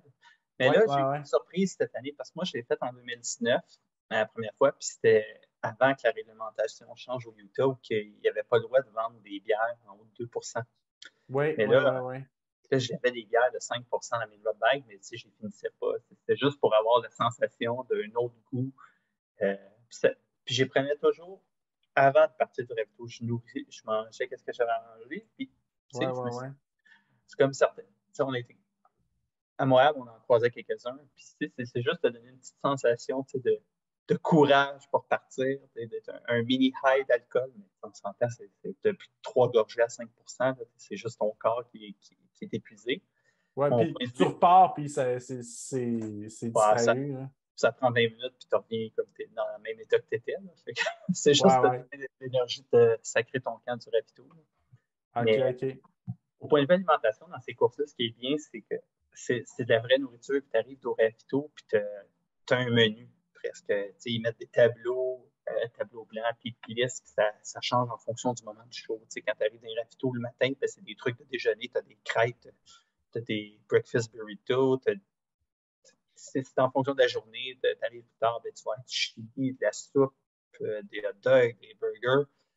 Mais à un moment donné, tu en fais une overdose de ces affaires-là. Moi, ce que je faisais tout le temps, c'est que je partais tout le temps de chaque ravito avec 3 burgers, à peu près enveloppés dans l'aluminium pour qu'il reste chaud. Mais j'étais tanné de le mâchouiller, le burger numéro 3 à l'heure 6, là, que j'étais tu vas pas là pour une activité gastronomique. C'est pas raffiné. Avec le recul, tu te dis, OK, c'est vraiment horrible ce que je me suis rentré dans le corps. Pour moi, en tout cas, la quantité de coke et de café, les bouteilles de Starbucks Frappuccino à 420 calories. Dans les drop bags, c'est ce qu'on met. En tout cas, moi, ce que je mets, c'est on va tout le temps au Walmart en arrivant dans la ville, puis tu pognes les bouteilles de café Frappuccino, caramel, salé, vanille, celui qui a le plus de calories par bouteille. Là, après ça, tu vois ça, puis tu as comme du dégoût. Tu en restes dans ton drop bag quand tu vides ta valise. Non, il m'en reste une. Je ne veux pas la boire. C'est à peu près ça. C'est vraiment ce qui est le plus calorique possible. J'essaie de rentrer. Moi, j'essayais de rentrer calcul high level à peu près 1000 calories quand j'arrivais au ravito, puis essayer d'absorber 4 à 500 calories à l'heure. Ouais. J'étais beaucoup sur le liquide à la fin parce que la gorge devient irritée avec le sable, la poussière. Les 3 courses, en tout cas pour moi, les 3 courses sont après 2-3 jours, la gorge fait que moi, je pense que le dernier 40 heures, c'était 100% liquide. Coke. Coke, OK. Mountain Dew, café. OK. Il arrivait au ravito, il prenait le 2 litres de coke, il reste caché dans un petit coin. Il Avec buvait son 2 litres de coke. C'est comme Avec genre, la glace. Ça me prenait de la c'est comme glace. genre, c'est comme, OK, il part avec le 2 litres, lui, là. Tabarnak. Il va te craquer. Ouais, c'est vrai. Ça. Non, c'était bien drôle. Non, moi, vois-tu, moi, j'ai découvert le Red Bull dans un des 100 000 que j'ai fait qui faisait super chaud. Puis j'ai découvert qu'un Red Bull, pour moi, ça me donne vraiment le boost d'énergie. Là. Puis avec la combinaison Red Bull et chaleur fonctionne bien. Un Red Bull, quand il fait frais, ça ne donne rien. Là, mais quand il fait chaud, ça va donner un boost. Puis, je ne suis pas un gars qui boit ce genre de consommation-là sur une base régulière. Fait que, j'ai vraiment toutes les. Puis je ne prends pas de café. Ben, ça donne plus de boost, ouais. Ben, c'est ça, moi, ça va vraiment compenser. Je ne prends pas de café normalement, fait que ça donne un effet supplémentaire. Puis moi, je peux prendre beaucoup de V8 pour tout le côté minéraux, sodium, potassium. Pas un solide qui a plus de sodium dedans. Là. Fait que moi, avec ça, dans les ravitaux, ça, c'est mon liquide. Puis après ça, ben, je vais bouffer ce qu'ils ont sur la table, burger, tarte à citrouille, évidemment. Fait que, je vais vraiment là, bouffer du solide. Mais tu sais, un burger, je ne le mangerai jamais au complet. Je vais en manger à moitié pour pas le restant parce que ça ne rentre plus. OK. Que, si notre Guy Brouillette International nous écoute, il va être fier de toi, lui, avec ses tartes au pacan. mais la tarte aux citrouilles, la première fois que je l'ai vue, je disais, de la tarte à l'érable. Parce que ça ressemble vraiment, tu sais, la couleur, ça comme une tarte à sucre à crème. Jusqu'à temps qu'Éric me dit, c'est la citrouille, là. Poche. Puis le plus drôle, c'est que c'est tellement dégoûté, les affaires de citrouille. Hein? C'est tellement overrated, mais que ça soit ça qui vous ait aidé pendant la course, c'est tellement drôle. Là. Je sais pas comment ça qu'il y en a eu à Moab. Et moi, au Vermont 50, j'ai déjà vu ça aussi de la tarte à citrouille, mais je ne l'avais pas pris. C'est bon, tu essaieras ça. La texture, ça se mange bien. C'est pas comme un burger. T'as mâché à le travailler. Là, ça passe. Ben, peut-être que les épices aussi ont quelque chose de bon. Une demi-tarte et un litre de coke. Ça donne de l'énergie pour continuer en tout cas. Puis, c'est ça qu'il faut que tu comprennes. Il faut que tu calcules ton affaire. Tu dis, écoute, je peux pas manger juste des jujubes tout le long. Là. Non, tu peux pas être. Tu sais, un 50 km, tu peux être en déficit là, parce que tu peux te le permettre. Quelqu'un de rapide fait ça en 6-7 heures, ou plus ou moins, tu sais. Mais tu peux pas tomber dans le rouge pour 2 jours, c'est impossible.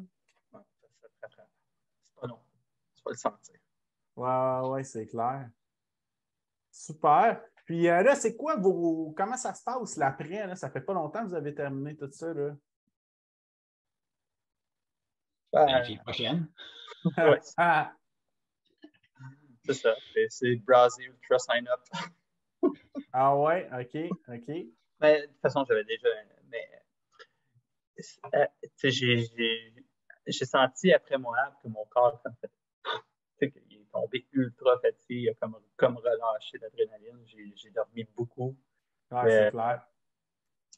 J'ai vraiment juste dormi. Je dormais partout jusqu'à il y a 2-3 jours. OK. Je suis mieux que toi d'abord. Moi, j'ai dormi les 2-3 premières journées. J'ai dormi quasiment non-stop. Après ça, je suis revenu normal. Okay. Ah ouais, OK. Je n'étais pas capable de dormir. Je crampais. Puis mes orteils étaient tellement démolis. Fait qu'avec les couvertures, moi, je m'étire après une course constamment quand je dors. Fait que je m'étirais, mes orteils accrochaient dans les couvertures, puis ça me réveillait. Puis j'ai eu énormément de grosses déchirures dans le dos avec le sac. Que je ne sais pas, pour une raison exacte, j'ai jamais comme guéri ma peau ou que le sac frotte depuis Tao. Fait que je dormais. Fait que, quand on dort, nécessairement, ça frotte dans le dos constamment. Fait que j'étais pas capable de coller 3-4 heures consécutives. OK. Là, tout est bon. Je peux recommencer. Fait que vous êtes en train de planifier l'année prochaine. Éric a parlé du Triple Crown. C'est vrai, ça? Tu le refais? Oui. J'attends l'invite officiel, là, mais il y a quelqu'un qui drop le Triple Crown 2023, fait que je prends sa place. C'est confirmé. De toute façon, Wow. tu t'inscris aux 3, puis... Non, mais il s'est rendu compliqué parce que quand on s'est inscrit, nous autres, on avait comme un. Tu peux t'inscrire à une, puis là, après ça, tu peux dire, OK, j'embarque sur Triple Crown, puis tu avais comme un bypass pour les 3. Là, à cette heure, ils ont rendu ça plus compliqué. Ils ont une fenêtre d'ouverte qui est au mois de mai. Il faut que tu t'inscrives dans cette fenêtre-là. Puis si tu manques la fenêtre, ben too bad. Ah. Fait que, oui, c'est rendu. Ça, je me suis fait répondre. Mais c'est de plus en plus populaire. Hein? C'est un peu. Au début, c'était les 100 miles aux États-Unis que ça a comme montant exponentiel. Western States, c'est 1% de chance d'être pigé, même pas. Je ne sais pas exactement. Là, les 200 miles, ça commence vraiment à devenir de plus en plus populaire. Puis il y a de plus en plus de courses aussi qui se développent. Là. Ouais. Moi, je vais dire l'autre affaire aussi, c'est que là, moi, juste avant de partir pour Moab, moi, je veux faire tard des gens les prochaines années. C'est dans mes choses que je veux faire. Puis je m'étais mis sur une couple de mailing list d'organisation du Tard des Géants. Puis ils ont annoncé au début d'octobre qu'ils faisaient une nouvelle course en Sicile qui s'appelle Cursa des Cyclopes, qui est 510 km avec 20 000 mètres de dénivelé en Sicile. Puis, fait que là, je suis préinscrit pour ça.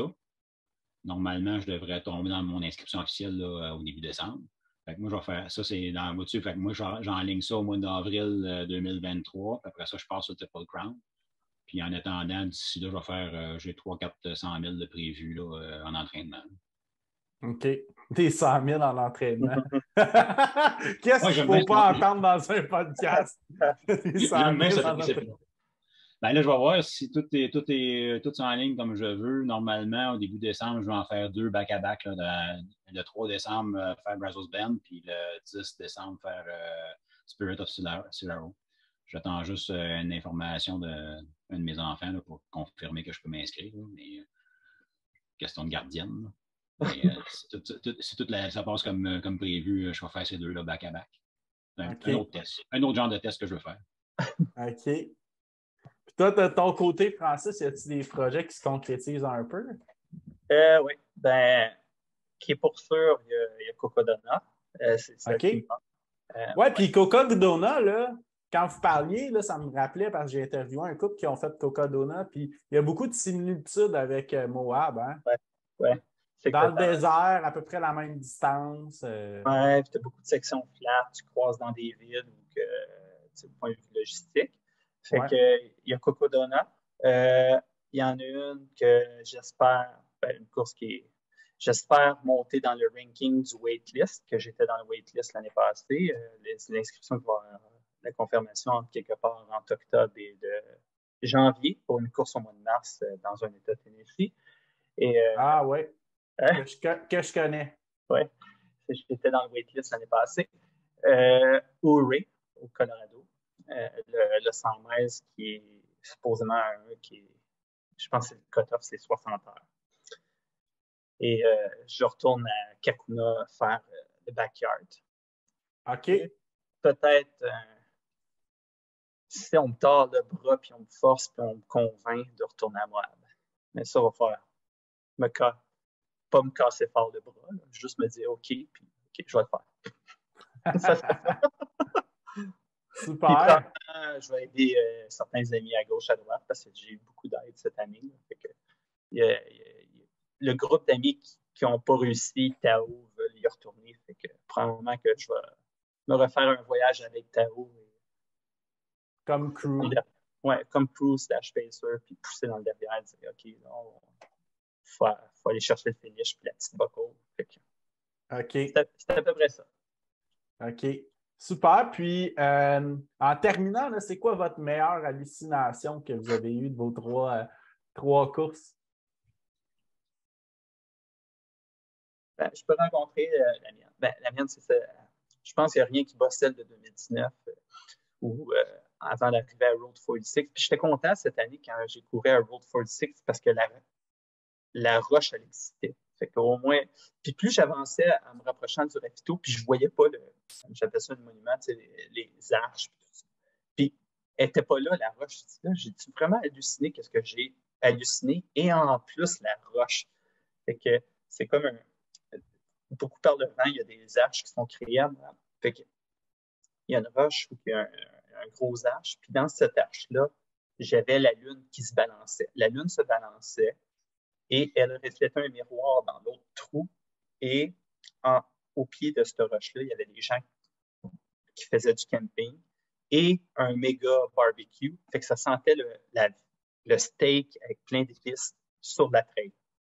Mais finalement, si on s'entend, la lune ne peut pas se balancer, fait que ça, c'était pas pire. Mais d'avoir une hallucination olfactive par le nez, c'était assez... c'était pas quelque chose. Oui, je te dirais que ça a été une des bonnes. Cette année, il y en a une, je pense, qui a été provoquée inconsciemment par Yvan. Yvan traînait une petite balle smile face, les balles jaunes que tu peux squeezer. Puis lui, il traîne toujours ça dans sa main pour taponner quelque chose pendant la course. Puis là, on monte les montagnes de la salle, les feuilles, tu sais, des petites feuilles jaunes à terre d'arbres. Mais c'était toutes des happy face qui se transformaient en balles, qui montaient, puis qui se promenaient autour de moi. Fait que j'ai eu la montée avec des balles de happy face qui tournaient autour de moi pendant à peu près 5-6 heures. Wow! Ouais, il bougeait beaucoup, ces balles-là. Moi, je ne suis pas chanceux comme Francis. J'ai pas vraiment eu. J'ai eu des hallucinations tu vois une bûche au loin, puis tu t'imagines c'était l'affaire, puis là, tu arrives dessus, puis on ne gasse pas ça. Là. Ouais. Mais à part ce genre d'affaires-là, je n'ai pas eu vraiment d'hallucination mongole. Ou à Moab, là, tu disais que tu avais l'impression d'être sur un tapis roulant. Là, puis, c'est ça. Mais ça, c'est plus un feeling de toi, c'est un tapis roulant, ça avance. Non, c'est ça. Moab, je te dirais, Moab, j'en ai eu un moment donné, en montant à la salle Mountain, à un moment donné, je regardais une étoile, puis elle dansait. Autant je me rends compte que c'était une branche qui bougeait avec le vent. C'est comme il y avait un coureur qui rentrait dans moi, puis je disais, hey, l'étoile, elle se promène. C'est correct ou pas, là, j'hallucine ou pas? Le gars me regarde l'étoile, puis il cherchait voir. Là, juste comme il cherche, là, je vois la branche. Ah, OK, c'est la branche qui bouge. Correct, laisse faire. Mais parlant d'hallucination, tu te fourrais avec Stéphane Girard, je ne sais pas si tu en as parlé à Québec Mega Trail, dans la section en arrière du Mont-Saint-Anne, on est un peu dans les fils de ski de fond. Les deux, on a steppé, on a fait le saut en même temps, puis on a imaginé un Jeep qui traînait une maison dans la piste de ski de fond, puis les deux, on a vu la même chose. On s'est dit, on a vraiment eu la même hallucination en même temps, au même endroit. C'était vraiment weird. Puis ce qui est drôle, c'est qu'on arrive une section un petit peu plus loin, puis il y avait vraiment un chalet. Fait que là, on s'est dit, hey, le camion a vraiment amené la maison. Pas Stéphane, tu couru avec, là, mais c'est quelqu'un qui a beaucoup des hallucinations. On voyait plusieurs affaires, on trouvait ça bien drôle. À un moment donné, c'est comme genre, c'était bûche, ça a l'air de telle affaire. Ou là, il y a un Bigfoot là, c'était bien drôle. Mais rien de majeur. Là. Moi, je te dirais, ce que je vois le plus dans les hallucinations, c'est que j'ai toujours l'impression qu'il y a du monde dans le bois en avant. Ouais. À un moment donné, tu regardes, tu cours, mettons, sur un ridge, tu regardes en bas et tu vois du monde. OK. Je pense pas qu'il y a de monde là, mais c'est pas grave, il y a du monde. Puis, en terminant, là, vu que vous êtes rendu des machines et quasiment des experts du 200 mètres, c'est quoi que vous recommanderiez à quelqu'un qui veut se lancer dans son premier 200 mètres? Si tu sens que tu as le goût de le faire, parce que si tu attends d'être prêt physiquement au niveau entraînement, tu ne peux pas l'atteindre. Tant que ton corps est capable de le faire, vas-y, parce que c'est une belle expérience, c'est une aventure, c'est pas une course, c'est comme tu ressors de là changé. C'est comme une expérience pas psychologique, je veux dire, mais pas de façon négative. Tu sors de là, tu sens que tu as vécu de quoi qui est unique. Ouais. C'est sûr que ces distances-là, c'est des longues distances, puis en même temps, ben, c'est ça. Un coup, tu as vécu ça, tu te dis, ben là, on va aller faire un 40 km. Ça va être le fun, tu relaxes. Un 100 000 pour m'entraîner. C'est le principe.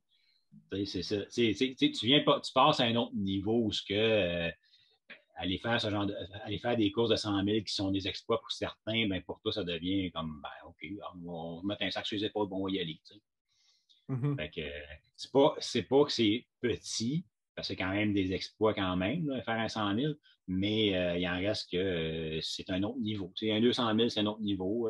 Moi, j'ai hâte de passer à plus que 200 000 pour justement voir c'est quoi plus loin. Mais tu te rends compte que c'est une autre philosophie. C'est vraiment une autre philosophie. Puis c'est des distances qui sont, moi, que je trouve le fun à faire. Partir 3-4 jours, là, quand tu dis, tu pars pour courir, là, puis c'est pas juste, je pars pas juste pour 30 heures, là, je pars pour 80, pour une aventure. 80. Tu ne sais pas ce qui va se passer dans 40 heures, puis même dans 20 heures, puis dans 10 heures, des fois. Ouais, ben, c'est un peu comme c'est ça, tu sais que ça va aller mal, puis que tu vas avoir le temps de t'arranger pour que ça aille bien, puis que tu vas pouvoir finir pareil. C'est là où ça devient beaucoup au niveau mental. C'est sûr que plus tu as fait un peu de distance, puis que tu es habitué à passer à travers les problèmes, ben, quand tu arrives sur un 200 000, ben, OK, on va passer à travers. Puis je vais tu sais comment solutionner ça. Puis ton mindset est préparé à ça. Hein? Tu n'as pas le choix. Ouais. Non, il faut que tu sois prêt que ça va aller mal, puis ça va bien aller. Puis ce cycle-là, tu vas peut-être le vivre 10 fois. Ouais. Sinon plus, même. Oui, peut-être plus. Tu arrêtes de compter, tu sais que ça va mal. Tu sais que ça ira pas mal pendant les 4 autres jours qui restent. Oui. Bon, ben, un gros merci, les gars, pour votre temps. Ouais. Puis c'était super captivant, votre histoire. Là. Puis écoute, bonne chance à Eric pour refaire un Triple Crown. Ouais, on va se revoir Moi là-bas. qui pensais qu'une fois, ça aurait calmé tes ardeurs, j'aurais pas pensé entendre ça aujourd'hui. Il y a une couple d'Américains qui le font en répétition. Le Phil, je pense que ça fait 5 ou 6 fois qu'il le fait. 5 fois, ouais. Ah, ouais. OK. Tu regardes ça aller, tu te dis, OK, ben, ça va être de plus en plus facile, ça va être le fun. Ouais. C'est toujours le même groupe tu as comme un core group qui les font tous. C'est vraiment le fun. OK. Ça crée une dépendance. C'est clair. Ben, super, les gars. Écoute, bonne saison off. Puis, écoute, c'était vraiment intéressant, votre histoire. Merci.